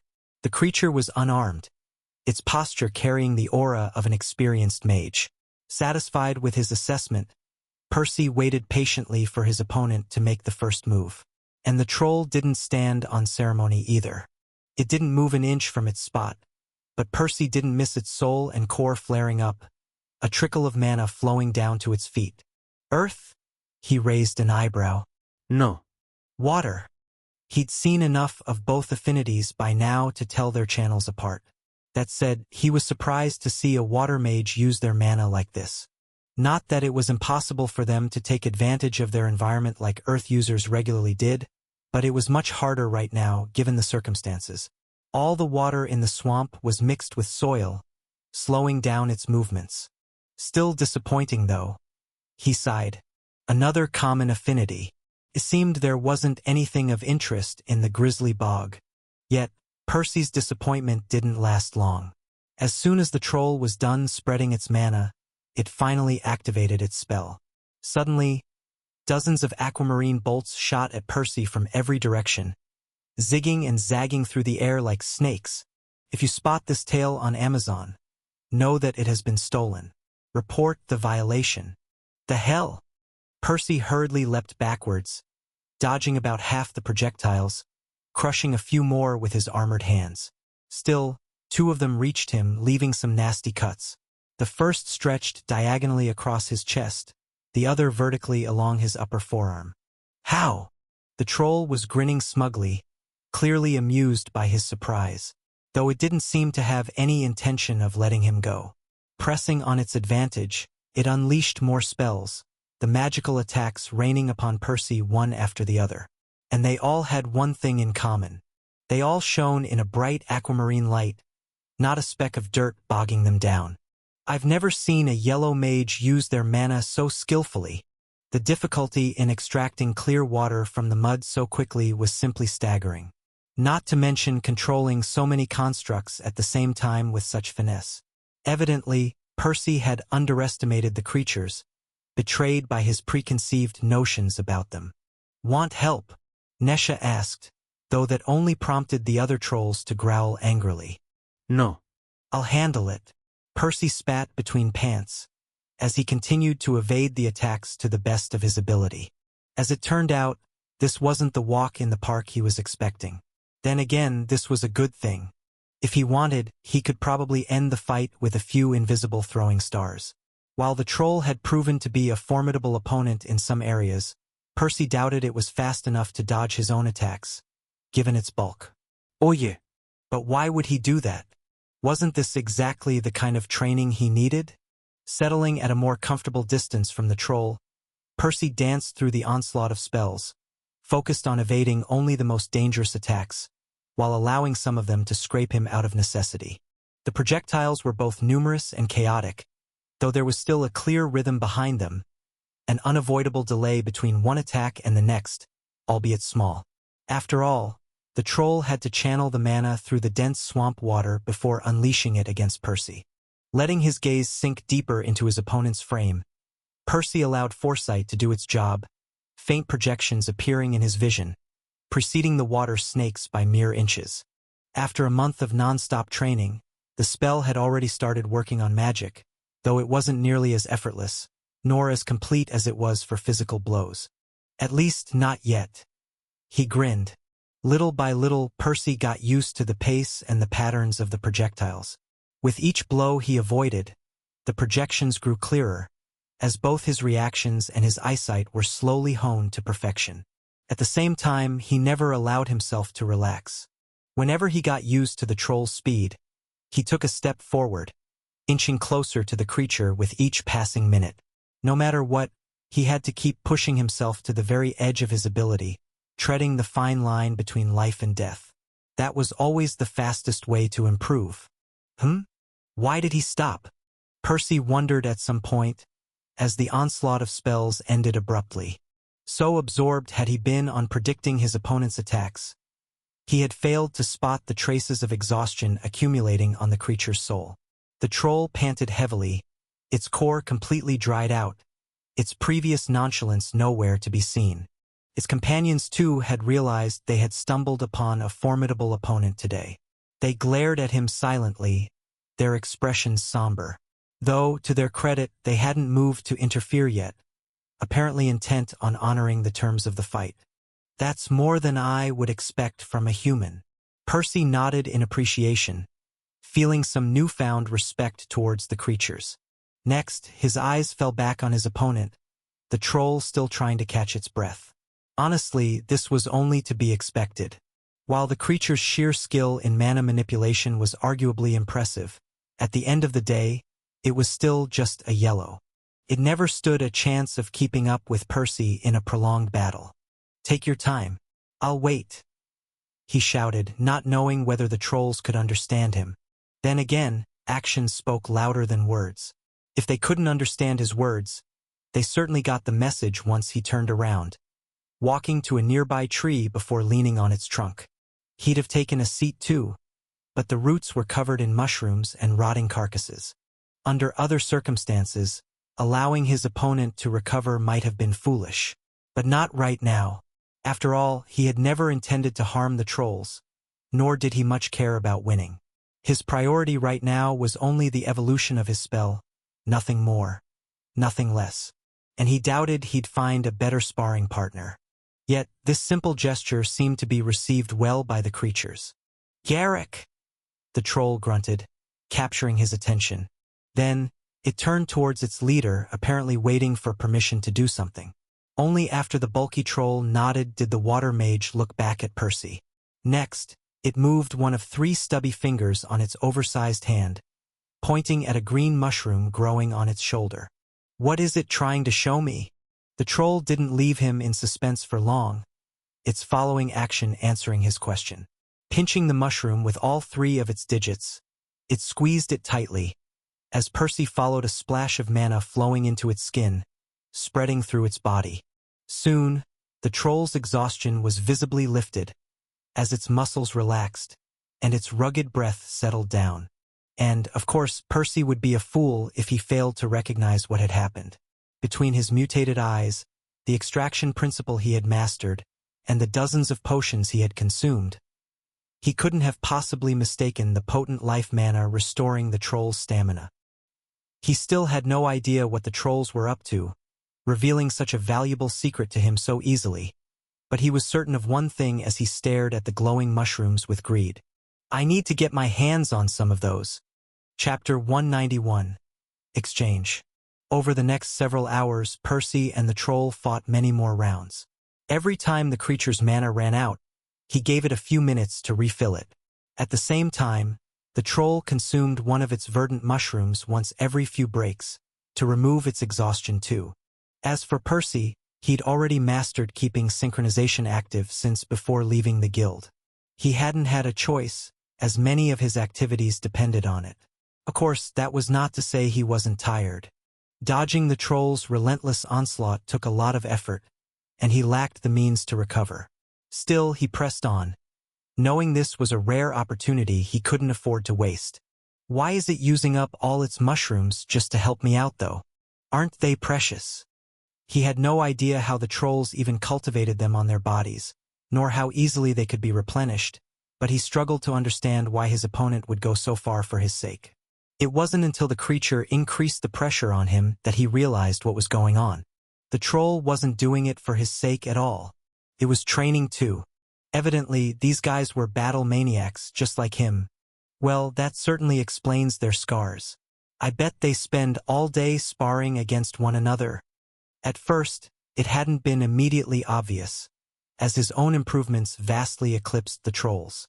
After all, it couldn't compete with the positive feedback loop between his foresight spell, his status, and his sorcerer's eye. However, the creature still worked hard to hone its own magic, trying to increase the number of projectiles it could launch at once. 20, 25, 30, 35. Percy counted, confirming his guess. He was confident the troll hadn't been able to throw more than 30 snakes at him during their first bout. Its improvements were modest, yet undeniable. But increasing the number of projectiles it could fire wasn't the only thing the creature was working on. Suddenly, the bolts closed in on him unexpectedly, blocking all his escape paths. The projections that had previously grown clearer shattered at this moment, rendering him unable to predict the spell's trajectories.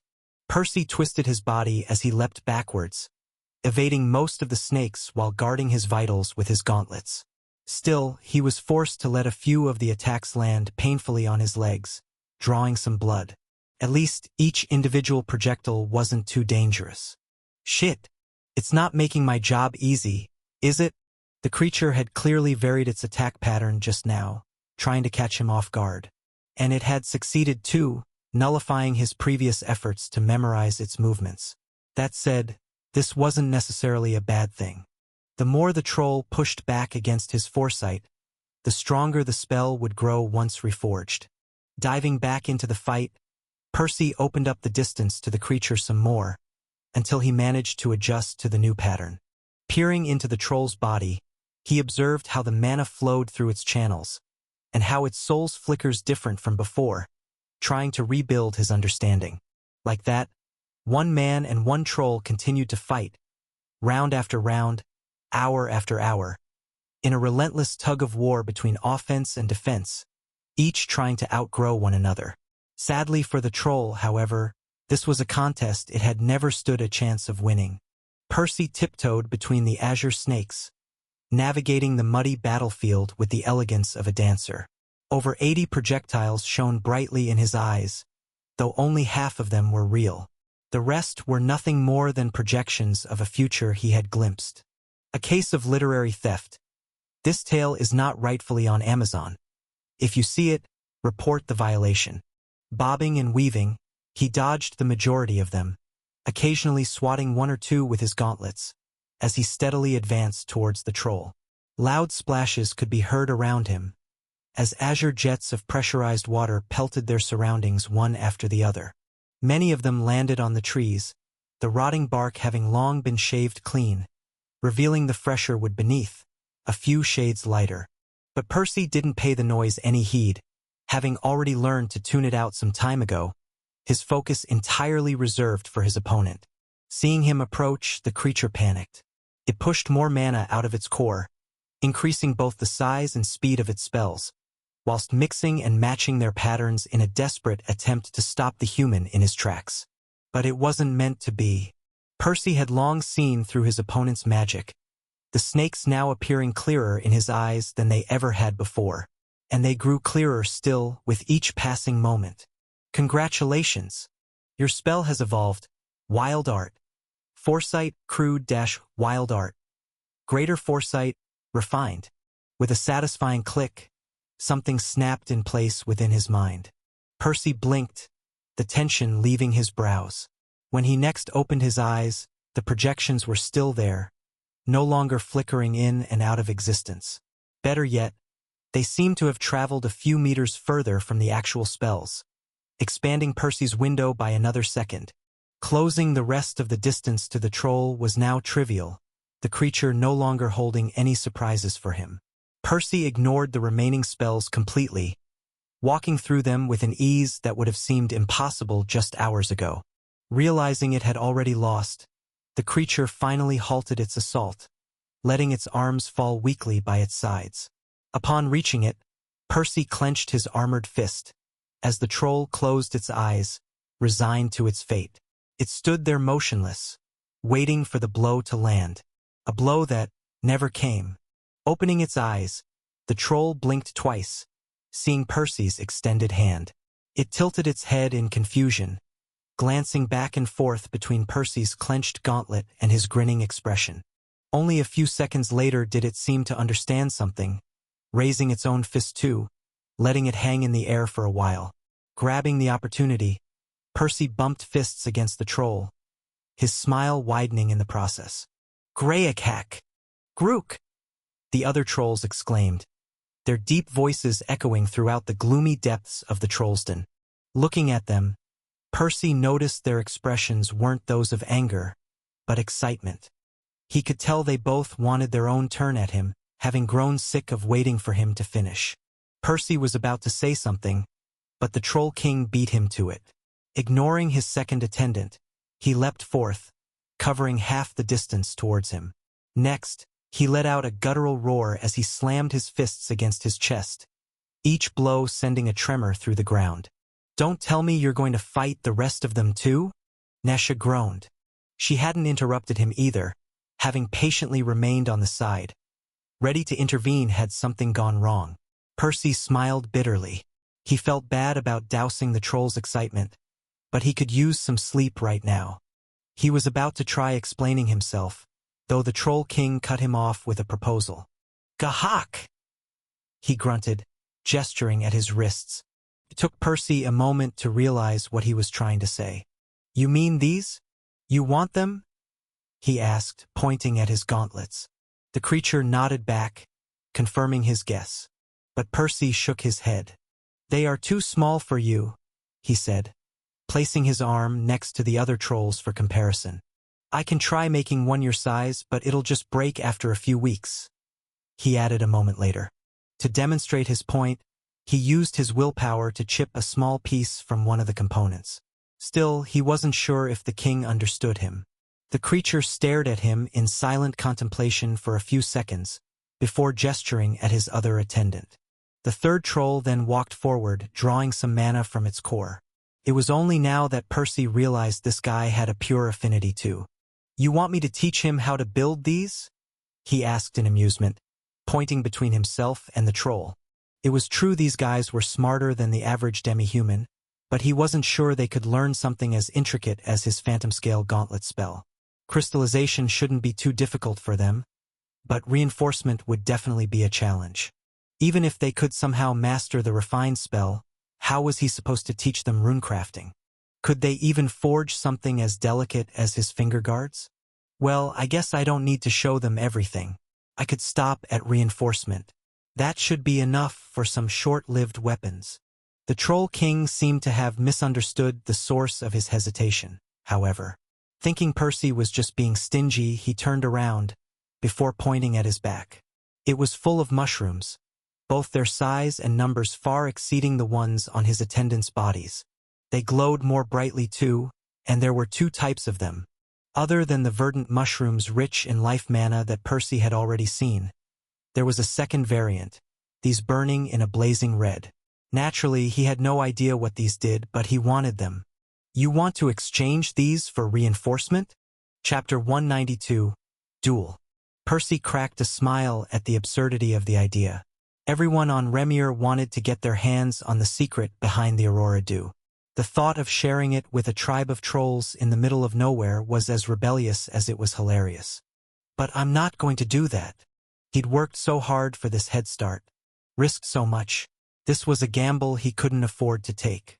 What if somebody stumbled upon this place at some point? Perhaps House Tantalus would conduct an investigation here after the war was over. Or the Divine Root might pass through the Grizzly Bog while searching for him. Or maybe the townsfolk would delve deeper into the swamp, looking for resources. Yet it seemed Percy was just overthinking things. Seeing his confusion, the Troll King grunted, breaking him out of his thoughts. He pointed at Percy's bag, before gesturing at the mushrooms on his own body. Finally, he slammed his chest with vigor, stomping his feet in the mud, clearing Percy's misunderstanding. Apparently, it wasn't a trade the creature had in mind. "You want to fight for it? Winner takes all?" Percy asked. The Troll King nodded, seemingly understanding the question. Next, he drew a tremendous amount of mana out of his sternum, emptying his core completely. Then, he pulled everything to his hand, as Percy recognized the channels indicative of an earth affinity. A bright flash of brown lit the place up, before condensing into a construct. A colossal chunk of rock formed, taller than a person, suspended in the air between them. Cracking and crunching sounds emerged as the oversized shard of stone collapsed upon itself, its size shrinking rapidly, but not evenly. Its top end narrowed more than the rest, soon turning into a hilt just thin enough to fit in the Troll King's grasp. Next, whatever force was holding the construct airborne vanished. The club hit the ground with a deafening boom, the splashing mud doing very little to soften the impact. A shower of stinking dirt drenched Percy and Nesha as a tremor reverberated through the Trollsden. Ignoring the still shaking trees, Percy watched in stunned silence as the demi-human picked his weapon up. He lifted it with an ease more befitting a feather than a boulder, raising a gust of wind as he swung it back and forth. He's skilled at manipulating his mana too. The Troll King was definitely strong, but this wasn't a feat he could have pulled off with physical strength alone. Wielding the monstrous club like this clearly took both physical and magical effort. Apparently, the Troll King wasn't a caster like the others, though that didn't make him any less dangerous. Backing his bulk with the full force of his core, he could make each swing deadlier than a yellow's strongest spell. Evidently, the creature was more of a warrior than a mage. His style not that different from Percy's, actually. Jalak! The Troll King roared in excitement, his thunderous voice an affront to the ears. All right, I'm up for that, Percy said. But tomorrow. I'm too tired today to give you a proper duel. The creature didn't understand him at first, forcing Percy to spend the next hour or so trying to explain the concept of tomorrow. Suffice to say, the Troll King's disappointment was palpable as soon as he realized he had to wait longer. Still, he allowed them to leave in the end, probably aware he wouldn't get the exciting spar he wanted if he tried to force it. Couldn't you kill him with your soul mana and just take the mushrooms? Nesha asked on the way home. Sure, he shrugged. Percy had never truly been in danger. Even in his exhausted state, it wouldn't have taken much effort to take the creatures out with a couple sneaky spells. He was pretty sure they wouldn't be able to react to his sickles. Had the trolls been more aggressive, they would have certainly paid the price. This story has been unlawfully obtained without the author's consent. Report any appearances on Amazon. But I kinda wanna spar with him too. This is a great opportunity to put my new armor to the test. It wasn't like he hadn't tried using it before, but there was a reason his status hadn't registered the upgrade yet. The armor was a lot trickier to wear in a fight than a mere gauntlet or two. Putting it on wasn't a problem, but for it to be worth the trouble, he had to be able to hold all the pieces together while enduring powerful blows from a green core. This was something he hadn't been able to test against the weaker trolls, as their attacks weren't nearly strong enough to push him to his limits. Remembering the Troll King's oversized weapon, however, Percy's lip curled upwards. Percy and Nesha were back in the Trollsden, standing some distance away from the cohort of yellow trolls. The creatures grinned and roared in boiling anticipation, watching him don his armor, one piece at a time. His muscles were already tense, his boosting art active. A thin layer of teal coated his entire body, as he slid the components of his most intricate spell on, one by one.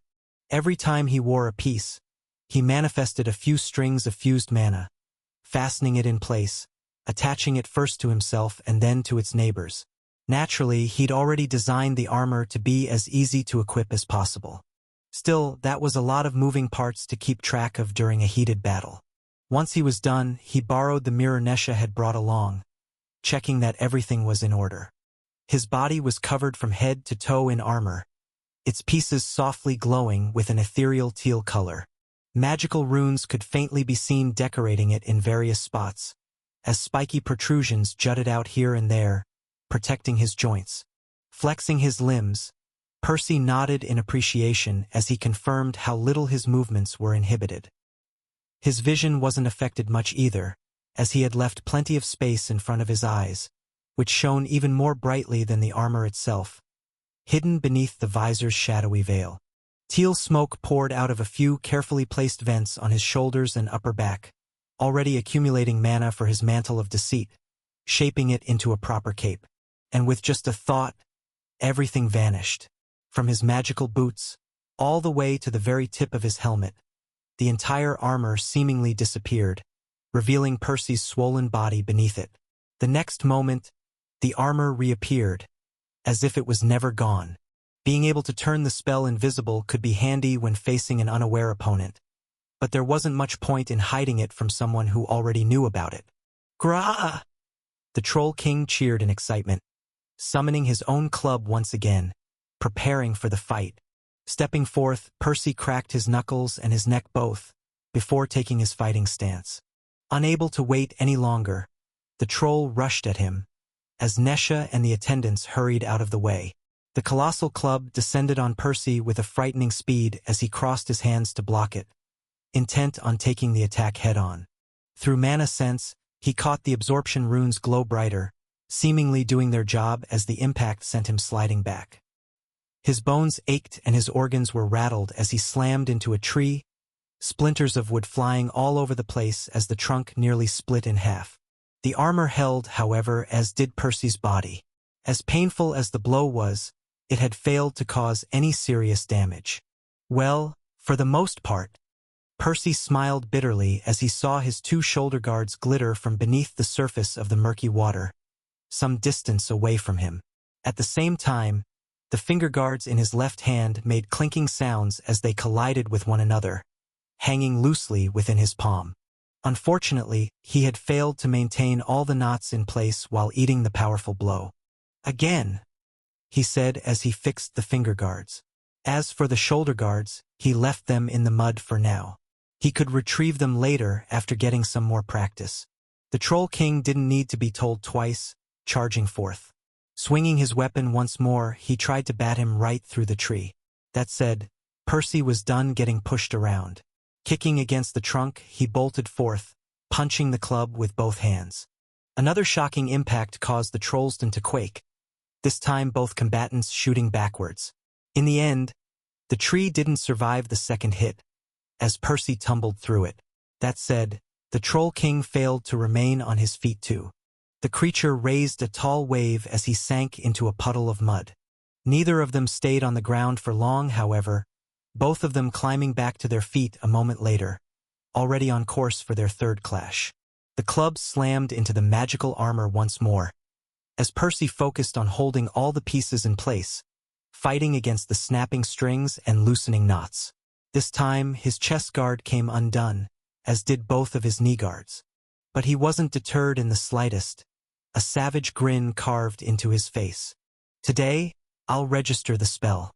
Then, I'll take those mushrooms too." Chapter 193, Troll King. A boulder rapidly enlarged in Percy's pupils, but he ignored it, allowing it to pass through him harmlessly. Naturally, it was just a projection, arriving seconds before the actual attack. Greater foresight made the Troll King's telegraph swings laughably easy to dodge, though evading them would only defeat the whole purpose of the spar.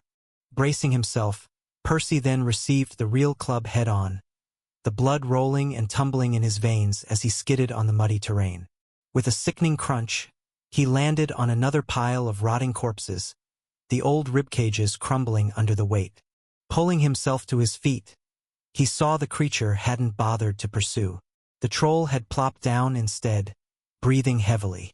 Sighing, Percy let go of his boosting art too, just as happy to take a break as his opponent.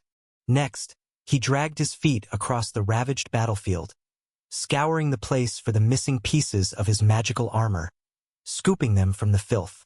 Luckily, he received some welcome help. "There you go," Nesha said, handing him the shoulder guards. "Thanks," he replied, strapping them back in place. The pesky things were always the first to come off. "How close are you?" she asked. "Close," he spat, too tired to elaborate. It had been hours since he began fighting the Troll King, and they'd already gone at it for several rounds. At first, he couldn't last a single exchange without his armor crumbling. Every blow would cause at least a couple of pieces to fall off. To survive the troll's onslaught, he had been forced to improvise, blocking the attacks with whatever body parts were still covered, often doing so in all sorts of awkward orientations. It wasn't like he'd had a choice.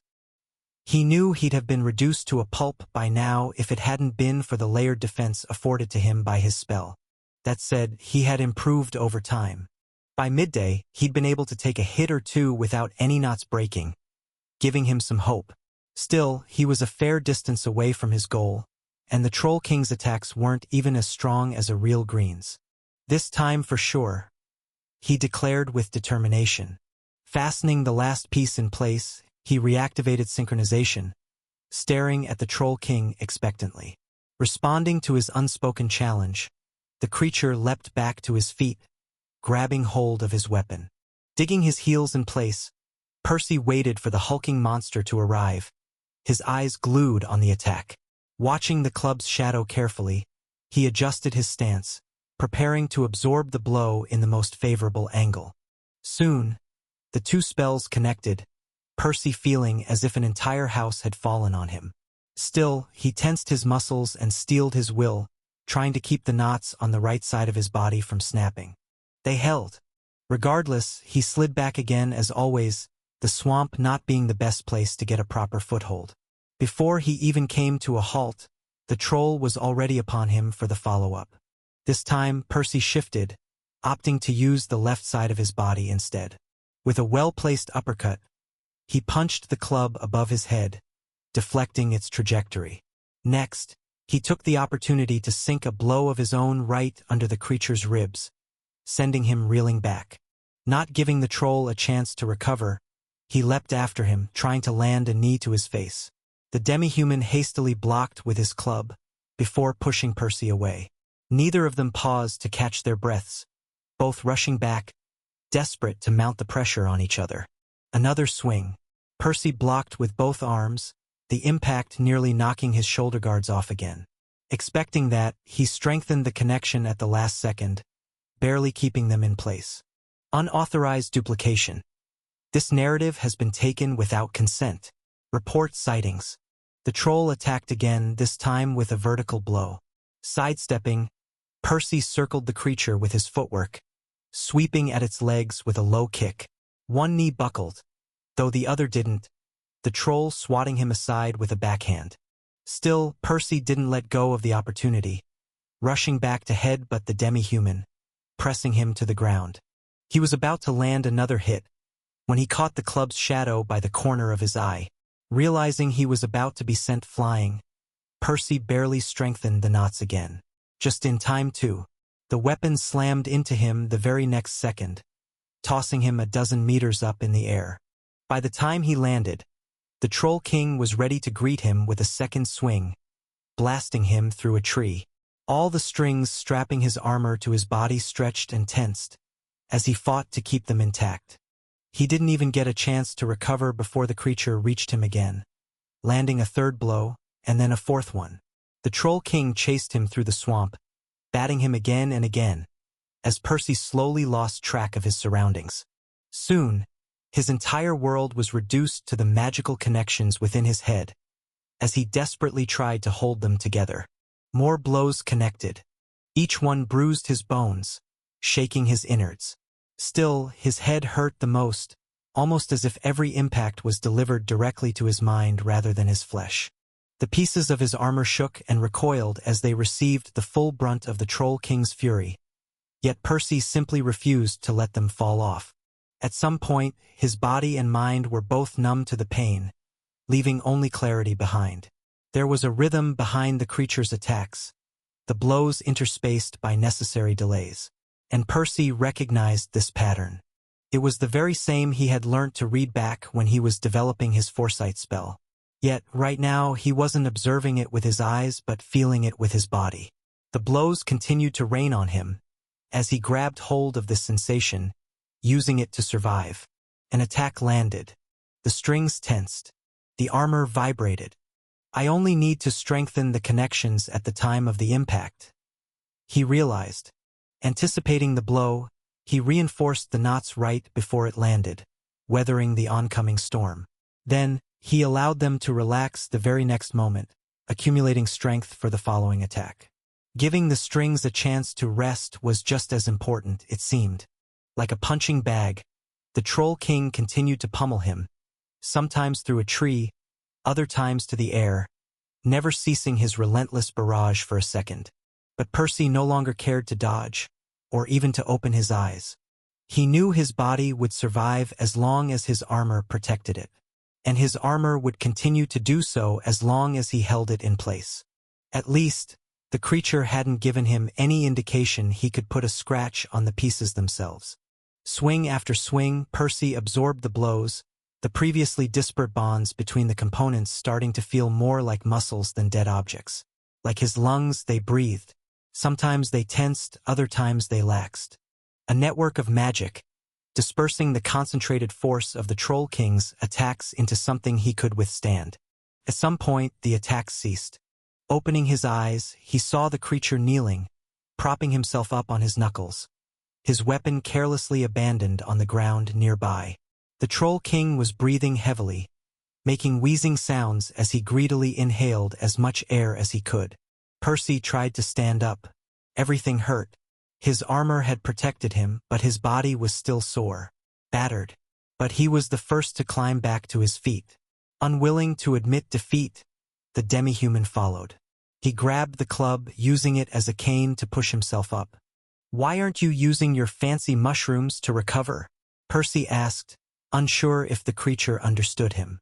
The troll chuckled in response, however, shaking his head. It appeared he was too proud to resort to that, to lose to Percy in sheer grit. Dragging the weapon through the mud, he walked up to him, raising it high in the sky.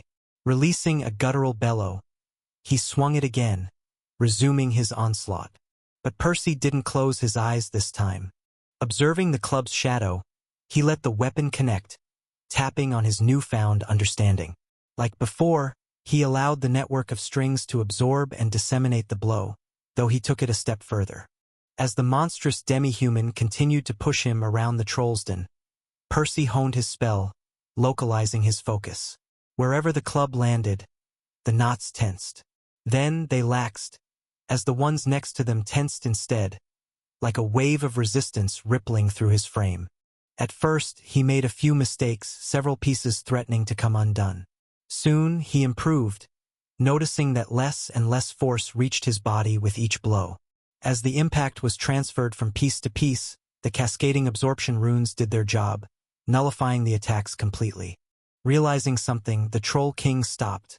It stared at Percy in incredulity, unable to comprehend how he could still stand, nor why he was looking at him defiantly. "If you're still holding anything back, I suggest you use it," Percy said as his status spoke. "Congratulations. Your spell has evolved. Phantom Scale Gauntlet, Refined dash Phantom Scale Raiment, Refined." Chapter 194, Fury. The Troll King scanned Percy from head to toe for several seconds, seemingly contemplating his words. Eventually, he appeared to have made his mind up, nodding with determination. Accepting that he was no longer a match for the human as he was, he decided to finally let go of his pride. First, he stabbed his club into the ground, before letting go, leaving it upright. Then, he reached for his back, squeezing one of the crimson mushrooms. Percy recognized a rush of mostly fire mana sinking into the creature's frame, spreading through it.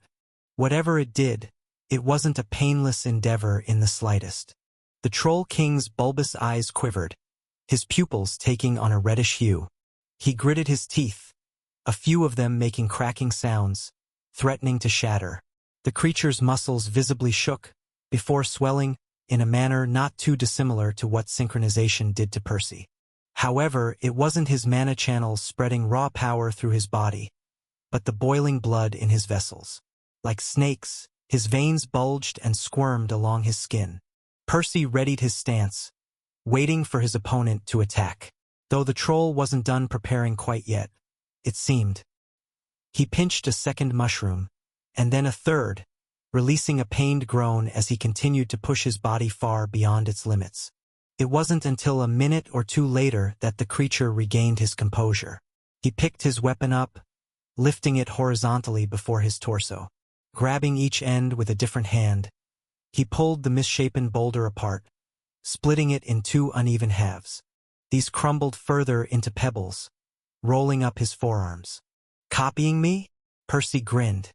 He watched as the chunks of earth condensed into a pair of oversized gauntlets, clearly inspired by his own. Of course, the crude constructs were a far cry from the Phantom Scale gauntlets, both their design and the lack of runes leaving much to be desired. Still, between the Troll King's higher grade and nominally stronger affinity, Percy had no doubt they'd pack quite a punch. Literally. "Bring it on then," he taunted. The creature didn't need to be told twice. Tensing his calves for a moment, the Troll King pounced on him with a speed that would have seemed impossible just seconds ago. Percy barely dodged the first punch, his opponent's newfound agility shrinking the prediction window greatly. But that was only the beginning. The second blow was even harder to evade, the third one landing squarely on his chest. The network of strings nullified much of the force, though whatever dregs remained were still enough to knock the breath out of his lungs, sending him flying backwards. Strong! By the time he arrested his momentum, the Troll King was already upon him again. A new rain of fists, some fake, some real, appearing before him. Suffice to say, Percy was instantly on the back foot, trying to dodge as many as he could. A few he sidestepped, weaving and bobbing to narrowly evade others, letting a couple glance him. But the Troll King didn't give up.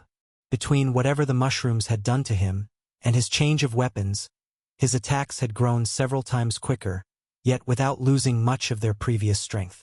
Shit, I can't find an opening, Percy thought grimly. He had his hands full just defending against the flurry of punches. Then again, that wasn't necessarily a bad thing.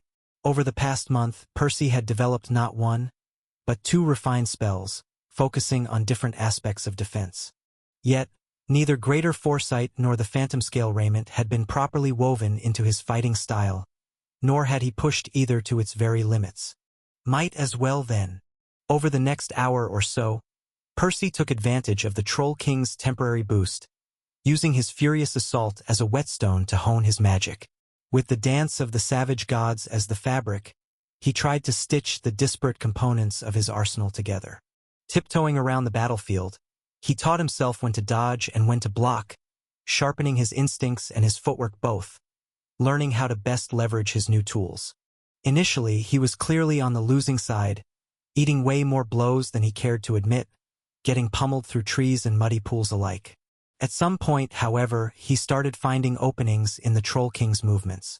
Perhaps it was the indiscriminate effect of the mushrooms taking its toll on the monster's body, or maybe it was just Percy's improvements giving him an edge. Either way, opportunities began to flash before his mutated eyes one after the other. Seamlessly shifting to Takeo's style, he seized every chance his opponent gave him, responding to the assault with blows of his own. At first, Percy's punches didn't even faze the troll, however. His gauntlets were great for absorbing impacts, but not so much for delivering them. A case of content theft. This narrative is not rightfully on Amazon. If you spot it, report the violation. Yet, where there's a will, there's a way.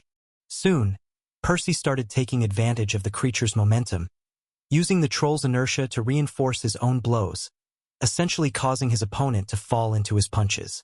Let's see how much more of this you can take. However, Percy wasn't the only one using this bout to improve. Getting used to his new weapons, the Troll King soon grew even faster still, sharpening his new instincts, learning alongside Percy how to fight at this level. Every now and then, the effect of the fire mana showed signs of declining, forcing the creature to consume more of the crimson mushrooms, desperately clawing more strength out of his body. Of course, this boost came with a hefty price, but the Troll King didn't pay that any heed. He used some of the green mushrooms every few minutes, restoring his stamina and undoing some of the damage. Watching him, Percy knew this wasn't sustainable. The creature would eventually run out of mushrooms, or his body would fall apart at some point. And sure, that was probably true. That said, it seemed the demi-human hadn't run out of surprises for him just yet. As the mushrooms on the troll's hunchback grew scarcer, he gradually straightened his spine, his bones creaking as they settled in place. At the same time, the monster's movements grew even faster, his undeniable handicap slowly lifting. Just a little longer. His boost is going to run out in a couple more minutes. Gritting his teeth, Percy persisted, ignoring the painful blows slamming into his armor, rattling his organs. The two combatants pressed on even more fiercely than before, commencing the final act of today's duel, both of them too stubborn to accept defeat. One fought gracelessly, not unlike a wild beast. The other danced around him elegantly, taking a technique that had already been honed for millennia, adapting it into his own, intent on elevating it further still. Yet, despite all his efforts, Percy could tell he was falling behind. Not by much, the difference to his opponent was downright minuscule, almost imperceptible. But, having fought the Troll King for several hours already, he could tell where it was headed. I need to do something. I need an edge. For more fist shadows rained upon Percy. The first three he dodged, though the last one was about to land right in his face. His helmet would probably save his life even if he got hit, but the troll wouldn't miss his chance to punish him further. Deciding to take a gamble, Percy allowed his focus to sink into the components of his armor once more. Yet, he wasn't trying to negate the attack this time. The instant before the punch connected, Percy suddenly gained an unexpected burst of speed, his figure shifting out of the fist's path like a teal blur. Suffice to say, the Troll King raised an eyebrow at this turn of events, though Percy didn't give him a chance to comprehend what had happened. Taking 2 swift steps, far faster than any of his prior movements, he circled around the demi-human, putting all his weight before a cleaving hook. The creature barely turned his head in time to receive the blow right to his face, his right tusk shattering in an explosion of yellowed shrapnel. Not allowing his focus to waver, the Troll King still went for a counterattack, trying to swat Percy aside with his backhand. It didn't do much, as Percy blocked with a crossed guard, sliding a couple meters back before diving in for another clash. The two continued their fight for a few more minutes, before a similar situation repeated itself. Pinning Percy in a corner, the Troll King was about to land a savage blow, when Percy blurred out of the way at the last second, responding with another brutal counter. This time, he dug his fist in the creature's liver, bringing him to his knees. Only after receiving a few more blows did the demi-human recover again enough to push Percy back, resuming the brawl for a while longer, just to get punished with a knee to his face a few seconds later. Uncertainty overcame the troll's expression, as he failed to grasp how Percy could tap into those momentary boosts each time. If only you knew, Percy smiled bitterly. Naturally, his heightened bursts of speed hadn't come out of nowhere. They were all hard-earned, with Percy putting his very life on the line for each and every one. One feature of his phantom-scale raiment that he hadn't used before was its ability to turn incorporeal at will. Earlier, he hadn't really had a good application for it, though the narrow brawl against the Troll King had given him an idea. By robbing his armor of its substance, he could remove some of the weight bogging him down, allowing him to move a little faster. Of course, the price for this boost was that he had to completely forsake the protection afforded to him by the spell, leaving him vulnerable to the troll's attacks. Should he fail to dodge, the demi-human's savage blows were guaranteed to turn him into minced meat. Additionally, should he mess up the transition, he could easily cause the armor to fall apart, leaving him without it for the rest of the battle. But I won't make a mistake. I won't allow myself to. In the end, the Troll King lost without even understanding what had happened. Laying with his back on the ground, he panted heavily, his battered limbs splayed out like a starfish, his thick hide bruised in countless spots. Even worse, the effect of the mushrooms finally ran out, causing his body to shrivel like a dried water skin, his expression twisting into one of agony. Percy, on the other hand, wasn't doing much better. While he had won, today's battle had taken everything he had and then some, as he'd pushed both his mind and his body far beyond their limits.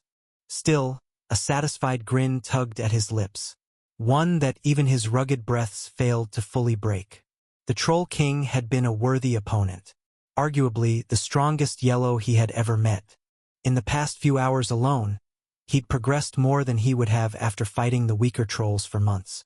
And that was without even taking his prize into account. Turning to the king's attendants, Percy's grin widened further still, his unspoken request eliciting nods of understanding, and even ones of respect, from the creatures. It was finally time to see what those mushrooms were all about. Chapter 195. To the victor go the spoils. The troll's second attendant, the one Percy hadn't personally fought, rushed out to tend to its leader's injuries. Pulling a few of the verdant mushrooms out of its body, it brought them to the king's mouth before crushing them into paste. Percy didn't interrupt, partly because he didn't wish the Troll King any harm, and partly because he was genuinely interested in seeing the mushrooms work. Learning from the experts would only save him a lot of head-scratching later. They're less effective when eaten. He watched the life mana spread through the creature's frame, though its effect was greatly muted compared to earlier. Evidently, cultivating the fungi in their own bodies wasn't just some weird fashion statement, but a practical consideration.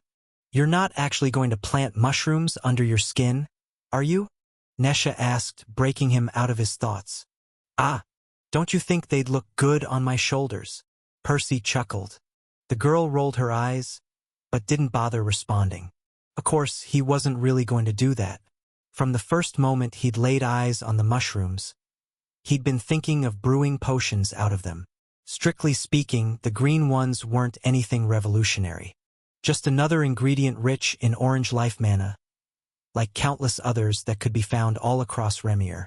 While Percy wasn't sure if the guild's alchemists were familiar with these particular mushrooms, there was no doubt they could be brewed into healing potions, on par with the ones he'd bought in the past. This was something he had been interested in since before coming to the Trollsden. After all, these potions were still somewhat handy for him and Nesha for the time being, and his stash had already dried out. Plus, his recent mastery of the extraction principle, coupled with his mutated eyes, would make his job a great deal easier. But I'm more curious about the red ones. Now, those were something he hadn't come across before. Maybe the guild's alchemist hadn't found any ingredients like that in the past, or maybe a potion that enhanced one's physical strength just wasn't that useful for the average mage. Unlike Percy, whose fighting style and boosting art both relied heavily on his physique, others mostly fought by hurling their spells at one another. Either way, he wanted to know more about them. It wasn't until about an hour and a dozen green mushrooms later that the Troll King's condition seemed to stabilize. At the very least, he didn't look like he was going to die if left unattended. Still, it would probably take him days, if not weeks, to recover completely. His body was withered and weak, his eyes drooping. One thing was for certain: the crimson mushrooms had pulled quite a number on him. Useful or not, I'll have to be careful with them, Percy thought grimly. Even better, they seemed to have dropped any thoughts of challenging him to another duel. The water affinity troll appeared to say something to its companion, likely telling him to stay with their king.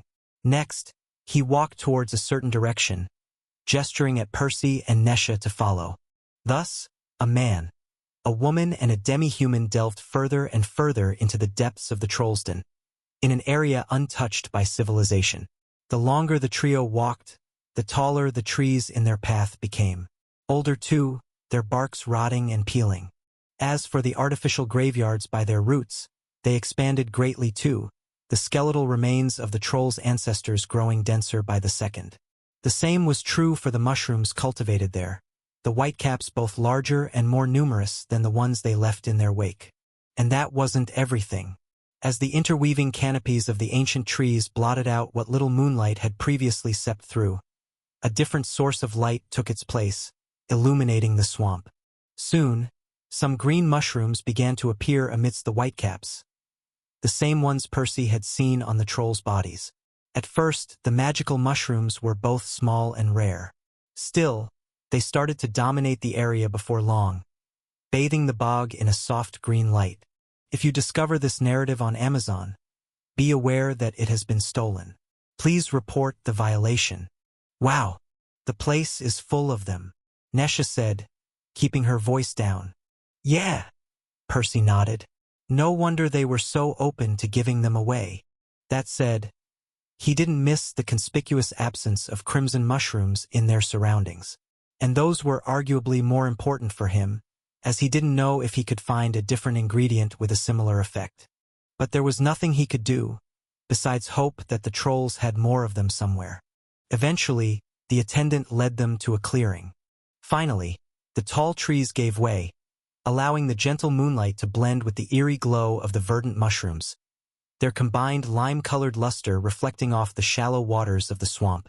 This area wasn't that large, and neither was it empty. It was densely packed with leather tents and totems of bone, and it was pretty crowded too. Dozens of trolls sat around the campfires set up on a few dry patches of soil. Most of them were busy tending to some routine tasks such as roasting some whitecaps by the fire or crafting simple wooden tools. These trolls were definitely adults, but they weren't quite as tall as the ones Percy and Nesha had seen before. Anuv, are these their females? Nesha asked, her voice hushed. Percy shrugged, tentatively agreeing with her guess.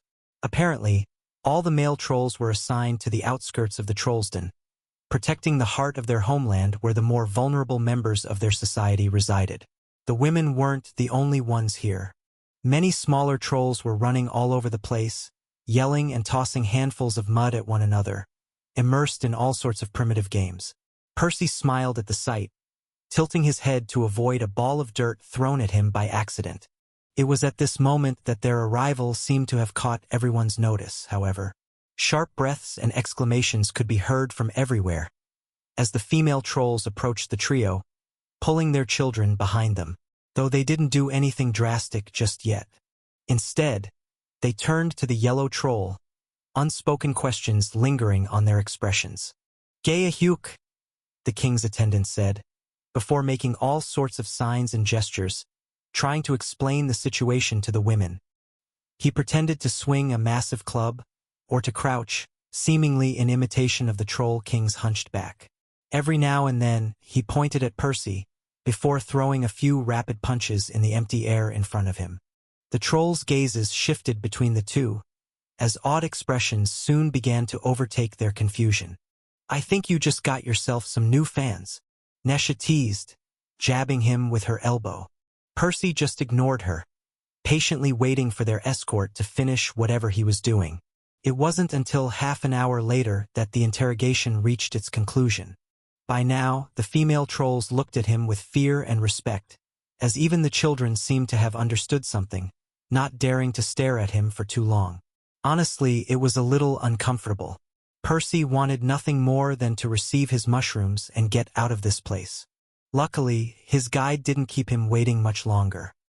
He gestured at them to follow him once more, before delving back into the trees. This time, they only walked a couple dozen meters, however, before reaching a rather strange place. Percy's eyes widened as he saw a colossal tree wider and taller than any other he'd seen in the entire bog. The air around it felt heavier, almost suffocating, as if centuries of reverence and death had soaked into the soil. Its base was covered in troll skeletons, though these were larger too, their bones thick and sturdy. Is this where they bury all their leaders? He wondered, his tone solemn. There was one more thing that corroborated that guess. Unlike all the previous mushroom farms they had seen, this place was covered in only one type, the crimson ones. They pulsed faintly, casting shadows that seemed to shift like watchful spirits. Glack, the attendant said, keeping his voice low. Apparently, he wasn't willing to disrespect this place either. Am I allowed to take them? Percy asked, getting a nod back. Manifesting a scion sickle, he harvested enough mushrooms to fill his bag, though he left most of them untouched. Should we return for the rest later? Nesha asked. Nah, let's not be too greedy. Besides, whether we have 20 or 200, they'll still run out sooner or later. I'll have to find a way to grow more of them, Percy said. Once he was done, the attendant escorted them back the way they had come. However, they did stop at a few more spots for Percy to collect some of the green mushrooms too. Beyond that, the troll also took the opportunity to show them how to plant the mushrooms in their bodies. Apparently, it was as simple as cutting a shallow wound into one's skin and burying a few spores in it. Informative, but I'd rather do that to corpses than living people. It wasn't until they had returned to the Troll King's side that the attendant finally waved them goodbye, letting them continue the rest of the way by themselves. Percy, are you sure you don't want to check all those women and children for a rare affinity? That was your original reason for coming here, wasn't it? It was, he sighed. That said, the thought of possessing a troll child after all the trust the creatures had shown him left a poor taste in his mouth. Leave it. We've gained more than enough from this place anyway. He added after a moment. His new spells aside, he had 2 brand new ingredients to play around with. Once he figured out how to cultivate the mushrooms and brew them into potions, he'd get even stronger, Chapter 196. Shadows and Rainbows. The fields shone in all sorts of vibrant colors beneath the bright sunlight. It wasn't wheat nor any other mundane crop that was planted here, however. Instead, it was a strange magical fern, glittering in a faint red within one's mana sense. Its leaves ranged from pale blues to fiery reds, to piercing yellows and exotic pinks in one's regular vision. And, completing the magical scenery, the rhythmic chirps of crickets added a soothing melody to this tapestry of natural beauty. It was almost enough to cover the occasional grunts of the farmers and the dull thuds of their rakes stabbing into the moist dirt, though there was little it could do to mask the acrid blend of sweat and fertilized soil assaulting the nose. Either way, Jason wasn't in the mood to appreciate any of this. He'd spent weeks traveling to this latest destination, praying to Phoebe it wouldn't be another dead end. Yet, it wasn't until the last day or so, when he had already approached enough to determine what sort of place this was, that his hopes were dashed once again. "Fucking waste of time," he spat, his clenched fists drained of all color. He was tempted to toss the objects against the ground to quell his anger, but he held himself back. The last thing he needed was to add more misleading karma threads to the items. Both the Aurora Dew and Nesh's clothes had pointed him to this location, among many others, each more useless than the last. This time, the trails had already split up, leading to multiple people, many of them among the farmers working here. But it didn't take a genius to figure out that none of them were his targets. "Hey, you there!" he yelled at the nearest person to whom both sets of threads were attached. "Am my lord?" The farmhand stuttered, taken aback. He dropped the rake in his panic, hurrying towards Jason, though he didn't say anything upon reaching him, seemingly struggling to find the right words. Luckily for him, Jason had plenty of questions for him. "What do you people grow in this place?" he asked. "My lord, our humble town lives off the production of rainbow grass and colored silk." Jason already had a few guesses, but he wasn't as quick to voice them. He waited patiently instead, prompting the commoner to elaborate. "Rainbow grass is the colorful plant you see all around you. Each batch takes a few months to grow. We harvest them 3 times a year." Jason clicked his tongue. "That doesn't explain anything. Do you have any idea what connection these objects might have to you?" Next, he showed him the gemstone vial, a turquoise liquid shimmering within, as well as a set of yellow robes. The man tilted his head as he gazed at the 2 items, his shock slowly replaced by confusion. It wasn't until a few moments later that he replied, "Sorry, my lord, I don't know much about the rainbow grass itself, just how to tend to it like my father taught me and his father taught him. Others are responsible for exporting our produce. Perhaps one of them might know more." Jason was about to snap. Noticing that, the man hurriedly spoke again. "That said, I think I know about the clothes. Go on." "Well, if you look closely at the plants, you will notice lots of tiny silkworms crawling on their leaves. Each individual insect only eats a single color of leaves its whole life. It then produces a cocoon of the same color, from which we extract the silk. From what I've been told, it's great for weaving enchanted clothes. Awith circumflex. This tale has been unlawfully lifted without the author's consent. Report any appearances on Amazon." Jason nodded. He'd heard of this material before. It wasn't just the Alchemists' Guild that crafted their robes out of this silk. Many noble houses did the same, including the Divine Root. But it wasn't the fabric of Nesh's clothes he was trying to determine. At least he wasn't without clues. The peasant's useless input aside, he could already harbor a guess as to how the rainbow grass was related to the objects. It should be a magical reagent. Judging from its lower grade, it's probably a secondary ingredient of the Aurora Dew. Back when they had first arrived at the Alchemists' Guild, neither he nor Deimos had been very familiar with alchemy. For better or for worse, their mission had forced them to pick a couple of things here and there, however. From what he understood, most reagents on Remir fell into one of 2 categories. The orange ones were barely potent enough to serve as the primary ingredients for some subpar potions that the lowborn sometimes used.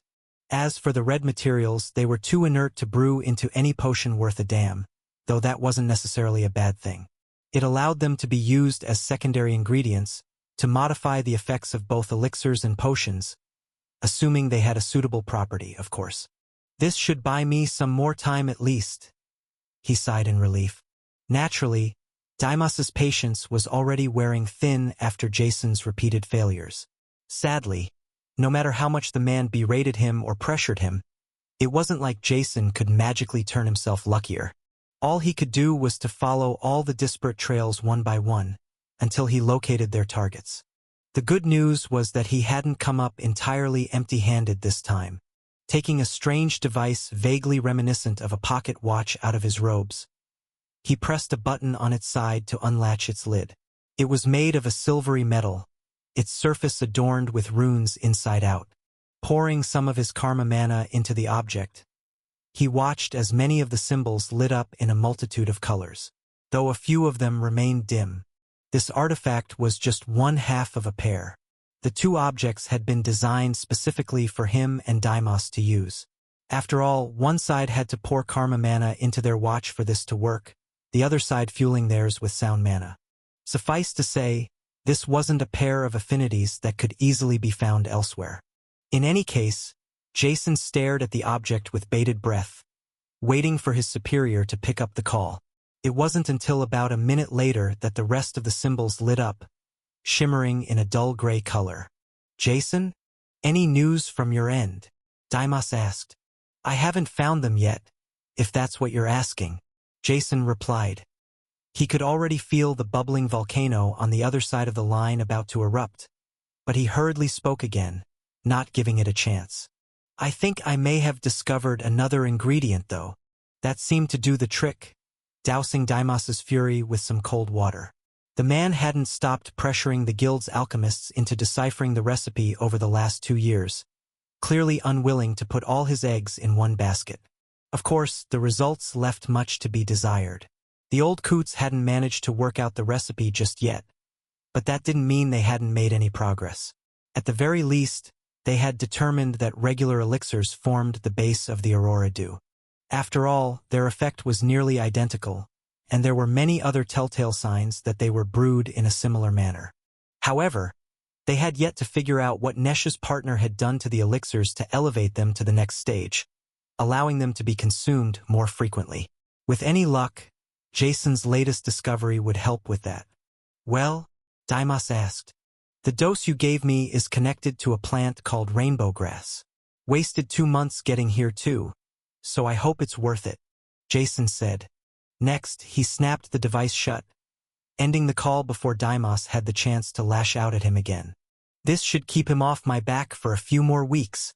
Taking his top off, Jason laid it on the ground in front of him, before placing Nesh's folded robes and the vial on top of it. He had to do this every time to avoid adding any additional threads to the objects. Gathering some mana to his eyes again, he reactivated his karmic vision, carefully adjusting it until only the most prominent threads remained in focus. Next, he scrutinized them one by one, ignoring those that weren't shared, or those he had already investigated. These two, they seemed to extend somewhere southwest of the guild. Obviously, Jason had no idea how far these threads reached. The other ends could be as close as 20 miles away, or as far as the other side of Remir. Shrugging, he picked the objects up before wearing his robe again. Either way, he had to investigate all the trails. If memory serves, the nearest populated areas in that direction are the Sentin and Camelot provinces. That's not too bad. They're only a few weeks away. Chapter 197, Truth Seeker. Orin struggled to keep a straight face as he watched his elders, wise violet cores who had been doing this for even longer than him, fumble their way around their cauldrons. They all understood, even better than him, that deatuning the elixirs twice in a row wouldn't give them the result they wanted. Still, Deimos simply refused to hear it. Upon learning that rainbow grass was involved in the recipe, he had pressured the alchemists to incorporate it by force, hoping against all odds it would work. And technically, he wasn't wrong. After all, rainbow grass was the key to brewing the Aurora Dew. That said, they were all just missing one important step in between. Lord Paracelsus has a pure affinity too. If only he knew, He smiled bitterly. At Violet, the veteran alchemist wouldn't even need any practice to condense the crystals. It would only take him a few seconds. Hell, he had probably done it many times by accident over the centuries. He just hadn't considered the crystal's potential applications in alchemy, not unlike everyone else on Remier. Oren was confident they would all be pulling their hairs out a couple decades from now, as soon as they learned the solution had been right under their noses all along. Assuming they don't find Percy before then. The boy had no idea just how lucky he had gotten. Oren too. Had this been a few years back, when the Veritas House was still active, the Divine Root would have already brought one of their truth-seekers to interrogate the alchemists. Had that happened, Oren would have inadvertently spilled the beans by now, dooming everyone involved. It wasn't like their truth-seeker bloodline was the only one of its type to exist, but no other variant was nearly as accurate, as absolute as theirs. Even the runner-up, the truth-reader bloodline that House Asclepius had, and from which the former had been derived, wasn't remotely as good. Any experienced mage could trick it rather easily. Its best use was to sniff out lies from ignorant peasants who didn't know any better. Oren was counting his lucky stars that somebody had decided to eliminate the house at some point. Nobody knew exactly what had motivated the extermination, but the most logical guess was that somebody high up didn't want such a dangerous bloodline to even exist. Perhaps the leader of some great house had done something damning, something they didn't want ever brought to light. And, as luck would have it, Percy had even taken the lone survivor, that Nesha girl, out with him. It was the only reason Oren's head was attached to his shoulders right now. It's probably for the best anyway, he sighed, diving back to his work. Initially, he had felt guilty over his deal with Percy. What if these 20 years ended up costing Remier everything in the end? Could Oren really carry such a heavy responsibility on his shoulders? But after seeing Hermes and Deimos's conduct over the past 2 years, he had slowly come around. People like them might be the very shield that protects Remier from their enemies, but they certainly didn't have everyone's well-being at the forefront of their minds either. By now, Oren was convinced that publicizing the recipe would hurt the majority of people. Right now, there was only enough elixir for Orangeborns and above. In other words, around 40% of the population. What would happen if half of it was wasted during the conversion to Aurora Dew, and the recipients of the new elixir suddenly required 3 times as much per day? It was simple math. Less than 7% of the population would get Aurora Dew. It wouldn't even be enough for all the Yellowborns, let alone the Orangeborns. Even worse, the unlucky fraction of Yellowborns wouldn't accept getting downgraded to the diluted elixirs. The most likely outcome was that they would outlaw the very act of diluting or drinking an elixir for Redborns and Orangeborns, starving the rest of the population completely. And it still wouldn't be enough. Everything considered, 92% of the population would likely remain stuck at the grade they were born at their whole lives. Somebody like Oren would never even reach yellow, let alone blue. In fact, all these people would become entirely inconsequential, as they wouldn't even be useful as cannon fodder in wars anymore, meaning they might end up treated worse than livestock. It wasn't all gloom and doom, of course. Remier would get more gods eventually. When that happened, they would probably elevate the world's standing, leading to everyone's quality of life improving.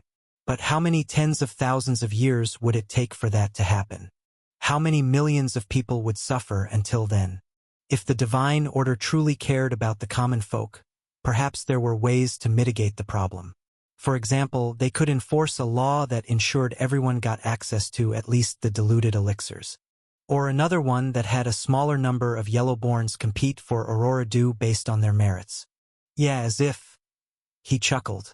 These people, frankly, didn't give a shit. Soon, the veteran alchemists called the session off for the day. It was already getting late, and everyone was tired. Deimos protested, of course. In his eyes, every idle second was a second wasted. But the elders shut his complaints down with some scathing words. Divine root or not, there was apparently a limit to how much shit they were willing to take from a blue. On the way home, Oren couldn't help but revisit his plan for disseminating the recipe when the time came. Obviously, he couldn't just come out and say he had been sitting on it for 20 years. That would be the quickest way to get himself skinned alive. Either I write it down and leave it somewhere anonymously, or I pretend I rediscovered it on my own by accident. Neither option was completely risk-free. If somebody found out he was lying, he'd be screwed. Then again, there wasn't much point in stressing over this right now. He had plenty of time to make up his mind. Besides, if Percy got caught or otherwise leaked the recipe on his own by then, it would absolve Oren of the responsibility. Shrugging, he was about to go to sleep when he heard somebody knocking on the door. Naturally, his mind instantly went to all sorts of dark places, though he still walked up to his house's entrance. Opening, he was relieved that it wasn't a guild official, nor a member of the Divine Root standing there. Instead, it was a plump man in orange robes. "How may I help you?" Oren asked, still raising an eyebrow at the unexpected visit. "Sir, I'm sorry to disturb you this late. You don't know me, but I'm Freddy, one of Percy's friends." "Freddy? Ah." Oren's expression eased, putting two and two together. "I have heard of you, actually. Percy didn't have that many friends after all." He chuckled. "You mean he mentioned me?" "Of course. You're the one he bought those honey rolls from every night, right?" Oren asked, getting a nod back. "So what brings you here?" Freddy's expression soured at the sound of that. He looked down at his feet for a moment, before gazing back at Oren. "Sir, I don't know if you are aware, but Percy has been missing for a long time. Nearly 2 years, in fact. It's really strange. He almost never skipped a day visiting my stand for ages. Then he suddenly disappears, never to be seen again. I've spoken to lots of people since then. I've even scoured the first and second levels of the hunting grounds on my own, but I haven't found any traces of him." Oren remained silent for a second. He still had no idea how Percy and Nesha had even escaped from the settlement. Assuming that they had, of course. But it wasn't hard to guess why Percy hadn't told Freddy anything. He clearly didn't want to get his buddy involved in his mess. Misunderstanding his silence for confusion, Freddy spoke again. "Sir, after exhausting all other avenues, I came to ask you if you have any idea what might have happened to Percy. You were his alchemy mentor, weren't you?" "I haven't seen the boy in years," Oren muttered. "I assumed he just locked himself in a room working as he often did. Is he really missing?" Freddy nodded, before voicing another request. "I apologize in advance for my rudeness, sir, but could you please look for him on the 3rd level? That idiot always did reckless things like that. I would have gone myself, but I can't survive out there on my own." Oren couldn't help but clench his fist. He wanted to tell this youngster the truth, but it was better for everyone involved if he remained in the dark. Even better, he had to get him to stop poking around before anybody caught wind of Percy's connection to him, or the suspicious circumstances of his disappearance. "Young man, I suggest you forget about it," he said drily. "People go missing on the fungal spire all the time, especially those who bite more than they can chew on a regular basis. Like Percy." "But sir, Oren raised his hand to stop him. "I said, forget it. I liked the boy. He was smart and hardworking. But 2 years are a long time. If he really went missing that long ago, chances are that he's dead. If he thought it was a good idea to go hunting on the 3rd level, I doubt there will be any trace of him left." Next, he closed the door, not giving Freddy the chance to utter another word. He walked back to his room, taking his robes off.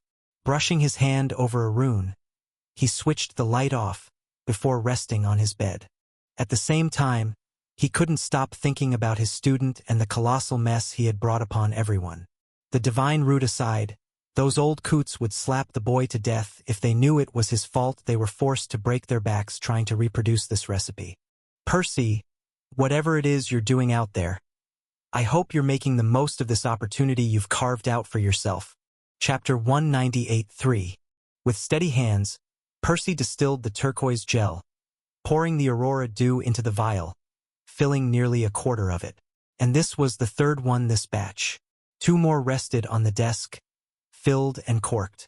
"Man, I love these eyes so darn much," he grinned. Besides his stash lasting a little longer thanks to his improved yield, Percy's new mutation had also reduced the time he needed to prepare everyone's doses. Before Atlantis, it used to take him nearly 6 hours per day on average. Nowadays, it only took him close to 4. Still a hefty amount, but it left him more time to invest in his other tasks. And he did need that, as there were plenty of things begging for his attention. For instance, he had been forced to replace all his constructs over the past few days. His brawl with the Troll King hadn't left any visible damage on them, but it had already been a couple of weeks since he crafted them. Surely, the intense fight had knocked a few more days off the spell's lifespan. "You look like you're in a good mood today," Nesha noted as she entered the house. "Yeah," Percy said, his smile expanding. "Just finished all the chores. I can finally put some time into my new projects." Then, he handed her one of the freshly brewed elixirs, before grabbing 2 for himself, one from his desk and one from his amulet. Opening them, he downed their contents as he began revolving his mana inside his stomach, using his whirlpool of 4 streams technique to cleanse both of his cores.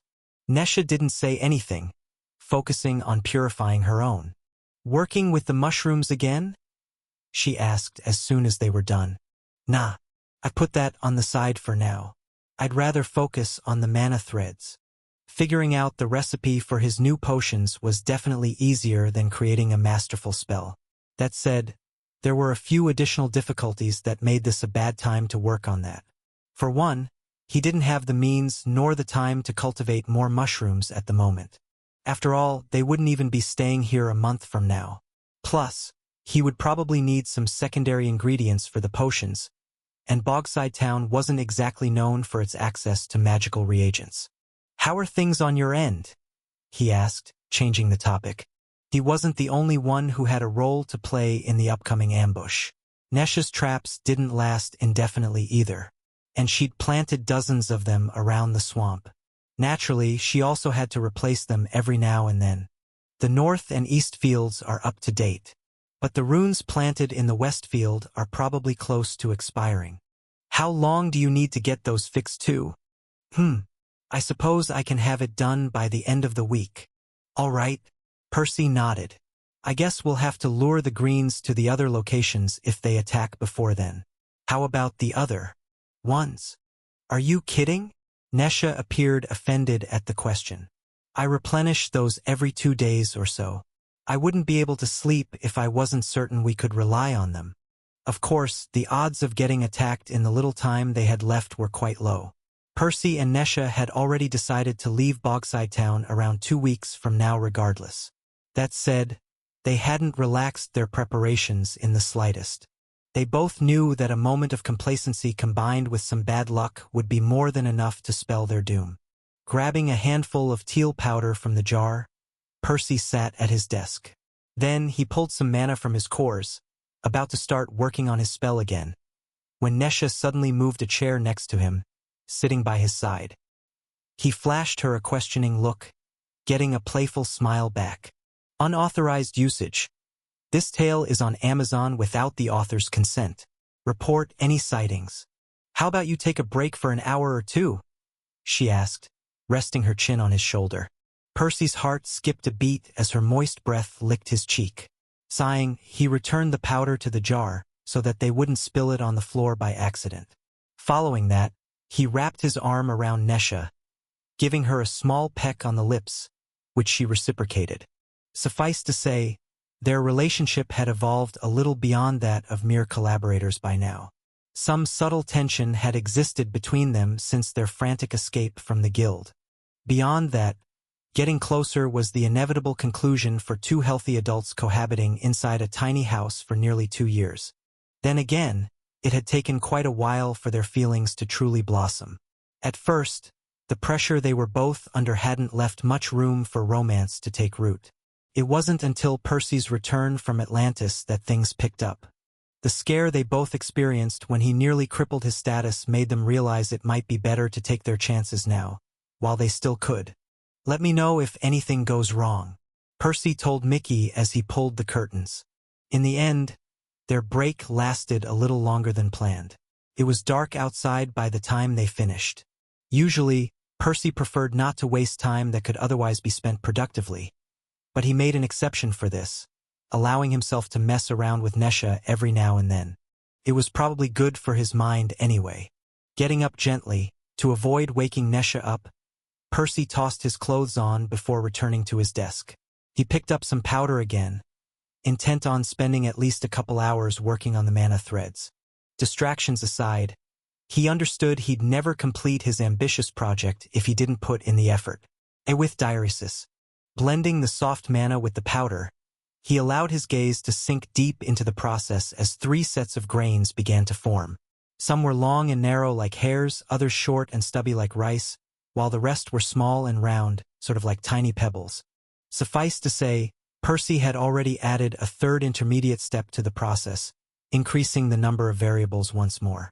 Luckily, his sorcerer's eye helped him here as well, allowing him to better channel his trait's intuition, accelerating the development of the mana threads massively. Still too thick. He grimaced a few minutes later, looking at his latest construct. A quick tug revealed it was rather strong, though it wasn't nearly thin nor flexible enough to be woven into a fabric just yet. Even worse, the rapid improvements afforded to him by his mutation had already started to slow down. The rest of the distance to his goal promised to be quite a slog. "Not there yet?" Nesha asked. It was only now that Percy noticed she had woken up at some point, watching him work. "I knew it would be tough from the start, but I still underestimated it.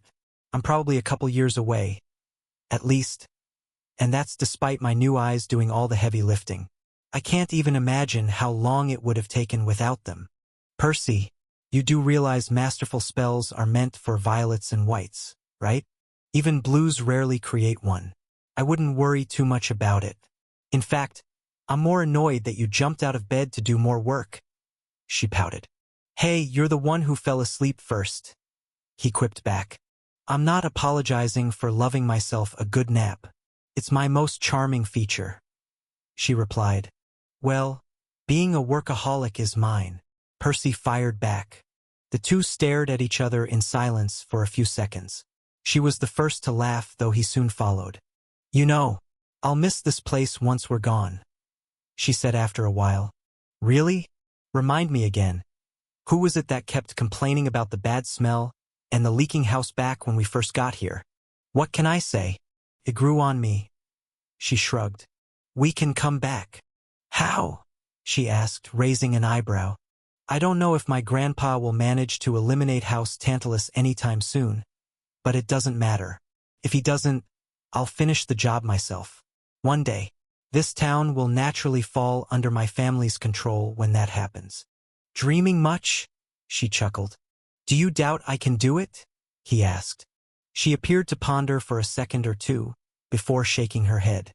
"Nah, I'm sure you'll pull it off. Eventually," she said, a mischievous smile tugging at her lips. "Though our hair might have grayed out by then."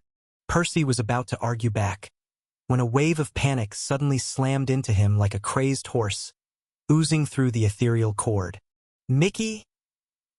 His chair scraped against the floor as he shot up, his pulse hammering.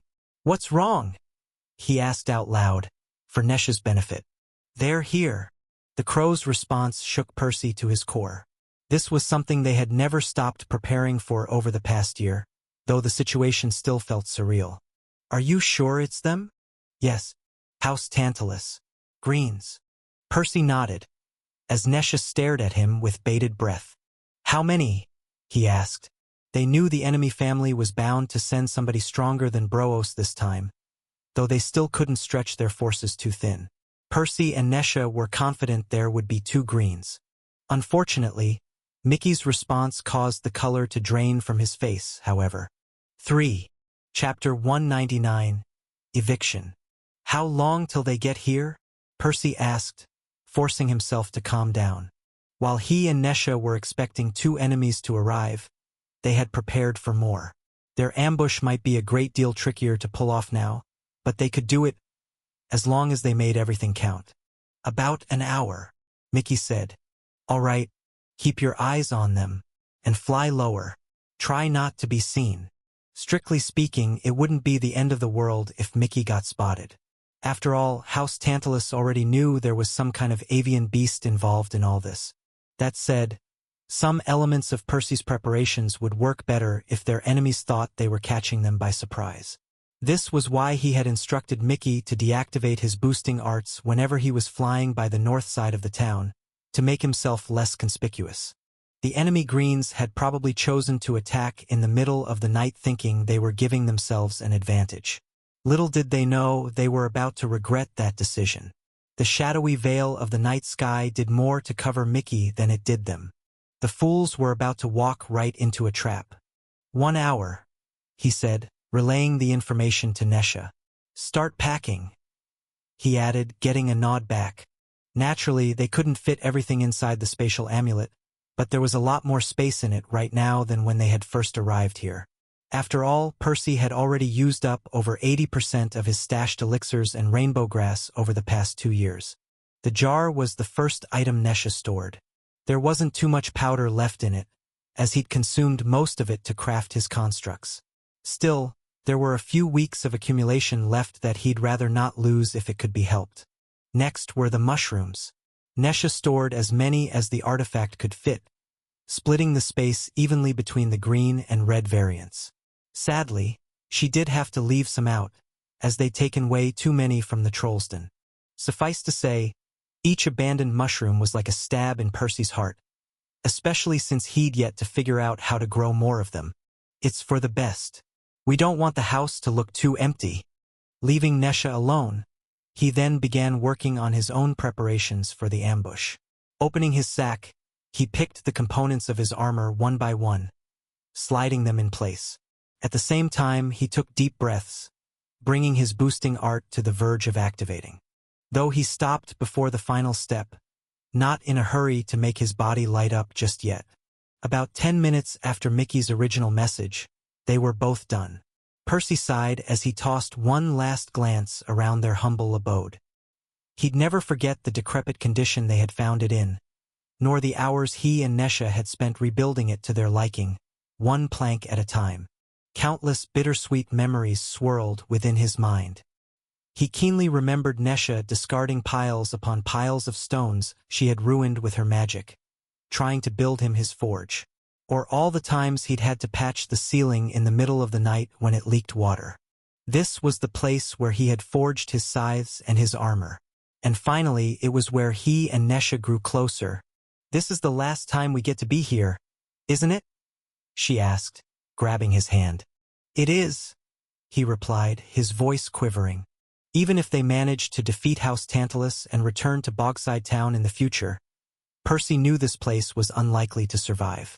Let's go.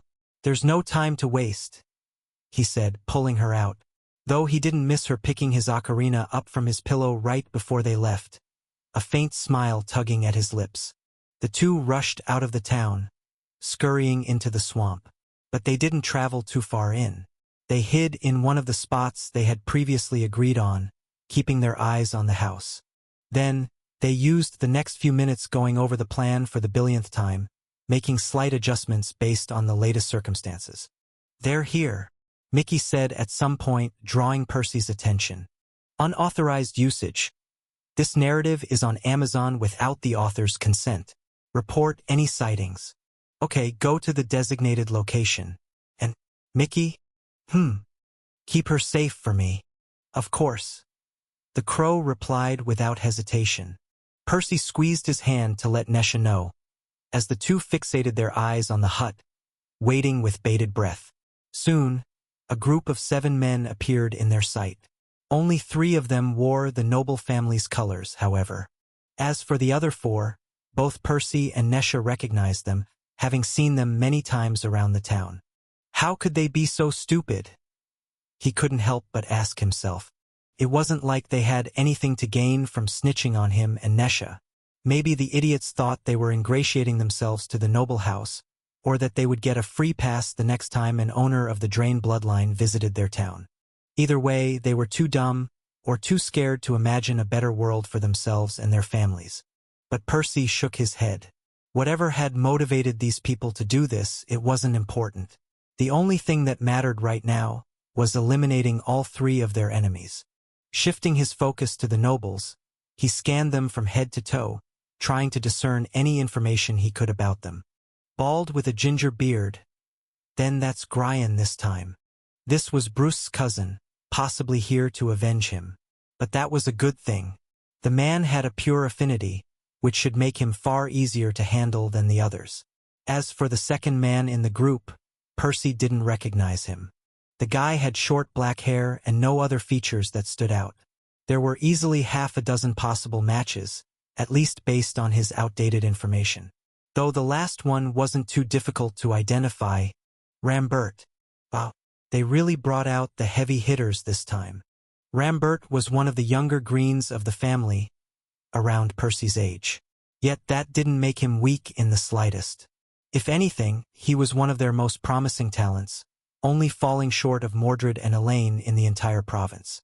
And Percy was certain it was him. There was no mistake. He was the only yellow-born redhead with the bloodline, his pale skin painting a stark contrast against his deep crimson hair. Seeing him here, Percy suddenly felt a lot more pressure. From what he'd heard, the guy had never lost a duel against anyone his grade. Then again, this was a good thing. The more high-profile his targets were, the heavier the blow to the enemy family once they were dead. Now we just have to make them dead. Percy and Nesha watched as the four traitors led the nobles right outside their house, pointing at it ominously. With next to no warning, one of the Greens, the one who Percy hadn't recognized, pulled some mana from his core, unleashing a barrage of water droplets on the house, punching dozens of holes through the wall. About a quarter of the roof collapsed too, though the rest survived. Turning to Nesha, he flashed her a questioning look. 60, she muttered soundlessly. Percy nodded. It was far from ideal, but 60% would have to do. Looking back at the nobles, he watched as one of them, the same person who'd just ruined their house, kicked at whatever was left of the door, forcing his way in. His expression was nonchalant, without a hint of care for the devastation he'd just unleashed. Had anyone been inside, they'd be dead by now. Then again, these people definitely knew the place was empty, having probably scanned it with their mana sense already. Nothing here. Just some glowing mushrooms, the guy shouted once he was inside. Through his sorcerer's eye, Percy watched the man's silhouette walk to the center of the house, stomping on one of the mushrooms, probably examining it with his boot. Then, Percy checked up on the other two, clicking his tongue upon seeing they had no intention of joining their friend inside the ruined house. Good enough, he whispered. Do it. Nesha tightened her grip as her core flared up. Dranold, get the hell out of there. Rambert suddenly yelled, being the first to notice something was off. The unfortunate water user heeded his teammates' instructions a moment too late. However, before he even moved an inch, the countless pocket runes Nesha had planted all over the place lit up, the concealment runes buried alongside them failing to hide them any longer. Realizing the danger he was in, the mage tried to jump through the hole in the roof. But he wasn't fast enough. Countless distortions manifested all around him, visible to the naked eye, as the walls, the ceiling and the floor of the house all shrunk and twisted. Even worse, the tiers in space soon bled into one another, interacting violently as they fought over the same strips of reality, pulling and stretching and crushing everything in their path. By the time Dranold reached the hole, his surroundings were unrecognizable. The wooden hut was down to a third of its size, crunched into a misshapen ball, with him smack in the middle. He must have realized he wasn't going to escape when a powerful force stopped him right in his tracks, dragging him back to the center of the house. Unleashing every drop of mana from his core, he tried to force his way out. But it just wasn't meant to be. Nesha might be a grade lower than him, but the sheer devastation she'd carved into this place wasn't something a lone green could easily overcome. With a sickening crunch, an entire segment of reality collapsed upon itself, as all sorts of colors blended together, from the dull brown of the planks, to the vibrant green of the man's silken robes, to the unique pink of human skin. Then, it all exploded with a deafening boom, as splinters of wood and bloody chunks of flesh rained all over the town, an eyeball even landing by Percy's foot. Just like that, House Tantalus succeeded in evicting him and Nesha from their new home. The nostalgic scents of the old wood and the forge's fumes were something he would never smell again. That said, the price their enemies had paid to do this was steep indeed. 2 more to go. Chapter 200 Chase. Run. Don't look back. Percy whispered, letting go of Nesha's hand. He didn't even glance at her as she bolted off. His eyes were still glued to their remaining enemies. Taking a deep breath, he finally pushed the mana in his channels past the point of no return, activating synchronization. At the same time, he grabbed the invisible scythe he'd left propped up against the tree's trunk. Naturally, the nobles caught sight of him immediately, the motes leaking out of Percy's body painting a stark contrast against the darkness of the swamp. But that was the idea. Nesha couldn't move as fast as him, so he had to keep the greens occupied for a few minutes, to buy her time. Percy kicked Dranold's eye right towards Rambert before dashing into the bog, hoping this would be enough of a provocation. It must have worked like a charm too, if the rush of infuriated footfalls thundering behind him was anything to go by. In fact, a second set followed after the first, Gryan probably just a step behind the hot-blooded youth. Good. Now I just have to not get caught, Percy thought, speeding towards the next location. The plan was to take the long way there, to give Nesha the chance to arrive before they did. Running away, he took extra care to weave between the trees, trying to block the noble's line of sight whenever he could. This was crucial if he wanted to survive. After all, even his boosting art and 2 cores weren't enough for him to outrun a green in a straight line. His only other advantage was that he was covered in concealment runes from head to toe, making it harder for them to detect him through obstacles. Still, the glowing trail he left behind him ensured they never lost track of him for very long. Their heavy stomps were interspaced with muddy splashes, depending on where they stepped. They grew louder by the second, as the distance separating the 2 parties shortened with every breath. But Percy didn't let fear slog his pace. He navigated through the familiar landscape with the confidence of a veteran. Tossing a barrage of throwing stars behind him, he tried catching them off guard multiple times. He had long engraved concealment runes on many of the trees too, making his attacks almost impossible to see coming. The projectiles phased through the rotting trunks, stabbing at the nobles from all sorts of insidious angles. This seemed to do the trick, slowing the 2 a little, buying Percy a few more precious moments. Still, the nobles never got hit, always managing to dodge the projectiles at the last second. Not that it mattered much. It wasn't like the flimsy spells would have done much damage had they landed. At some point, the mages grew impatient. Percy caught a bright flash of orange by the corner of his eye. It was accompanied by a deafening explosion, followed by the sound of cracking wood. Soon, trees started collapsing behind him one after the other, as Rambert continued smashing through them with his fire magic. Blazing through everything in his path, the young mage was about to reach Percy. Too little too late. Percy smirked. They were already at the second location. Gripping his scythe tightly, he turned around, catching sight of his opponents for the first time in a while. The greatest downside of his concealment runes was that they inhibited his own mana sense too. Still, his mutated eyes picked up the slack, swiftly bringing him up to speed. Not missing a beat, Rambert launched an enormous fireball at him, trying to reduce him to cinders. Percy leapt out of the way, positioning himself such that the 2 nobles were lined up behind one another. Next, he hurled his weapon at them with all his strength. At the same time, the blazing spell exploded right by his side, the blast shrouding him in a blanket of fire the following instant. Luckily, his armor didn't let the second-hand flames scorch his skin. Unbothered by the heat, Percy's gaze remained fixed on his scythe as it spun towards Rambert. Once again, the young talent noticed the attack at the last second, probably being on guard against the concealed constructs by now. Still, the short window to act forced him to dodge at an awkward angle. As for Gryan, he had an even tougher time evading the Soul Harvester, only realizing the danger he was in after seeing his companion's reaction. If you stumble upon this narrative on Amazon, be aware that it has been stolen from Royal Road. Please report it. Both nobles landed clumsily on the ground. But that was just the beginning. Soon, A series of pocket runes lit up beneath them, forcing them to roll away before they sank into the pitfalls. So far, so good, Percy thought. Not letting up, he launched another barrage of throwing stars against Rambert as he called his scythe back to him. At the same time, a flock of black butterflies wormed their way around the trees, rapidly descending upon Gryan. As soon as the soul harvester returned to Percy's hand, he tossed it at Rambert again, keeping up the pressure. He forced the young man to keep zigging and zagging around the traps, evading the onslaught by the skin of his teeth.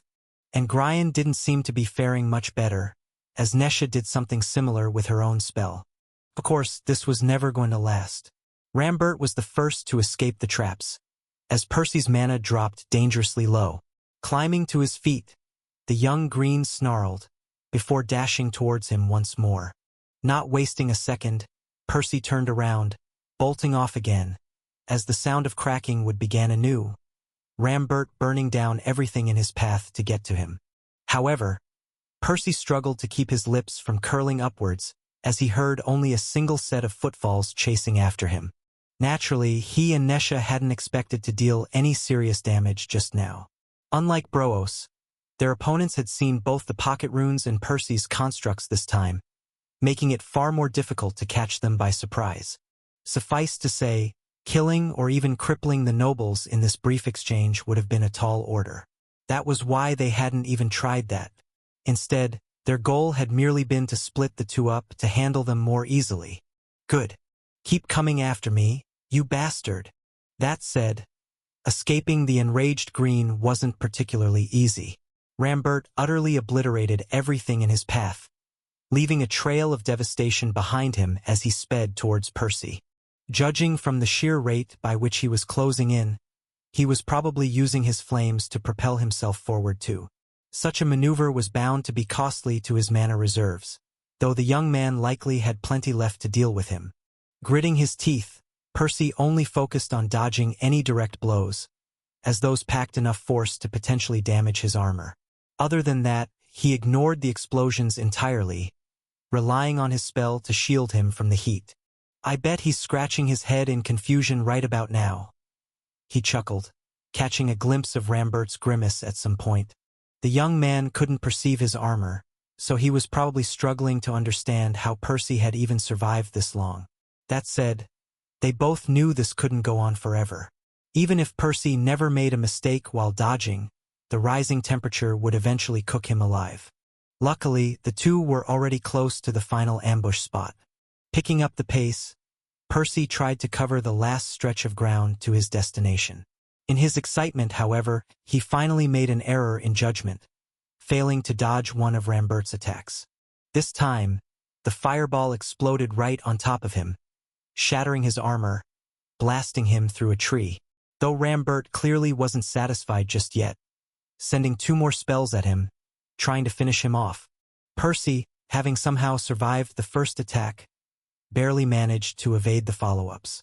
That said, the projectiles still landed close to him, the resulting explosions pushing him around like a boat trapped in a storm. The only silver lining was that smoke filled the entire area in the aftermath of Rambert's attack, shrouding Percy while he got back to his feet. Still, he soon noticed yet another fireball coming his way. He can spot me through mana sense, Percy realized, narrowly evading the blow. It was only now that he managed a fleeting glance at his armor.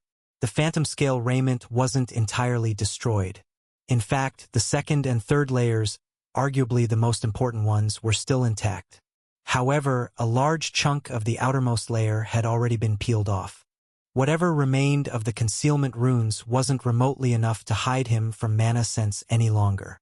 Shrugging, he dodged the next fireball by leaping atop a nearby tree. Squatting on a thick branch, he looked down at Rambert, calling his scythe back to his hand. At the same time, he allowed his armor to turn visible again. There was no point trying to hide it now that the cat was out of the bag. I hope the others are all right, he thought, but he shook his head. This wasn't the time to be worrying about Nesha and Mickey. He had his own fight to focus on as they did theirs.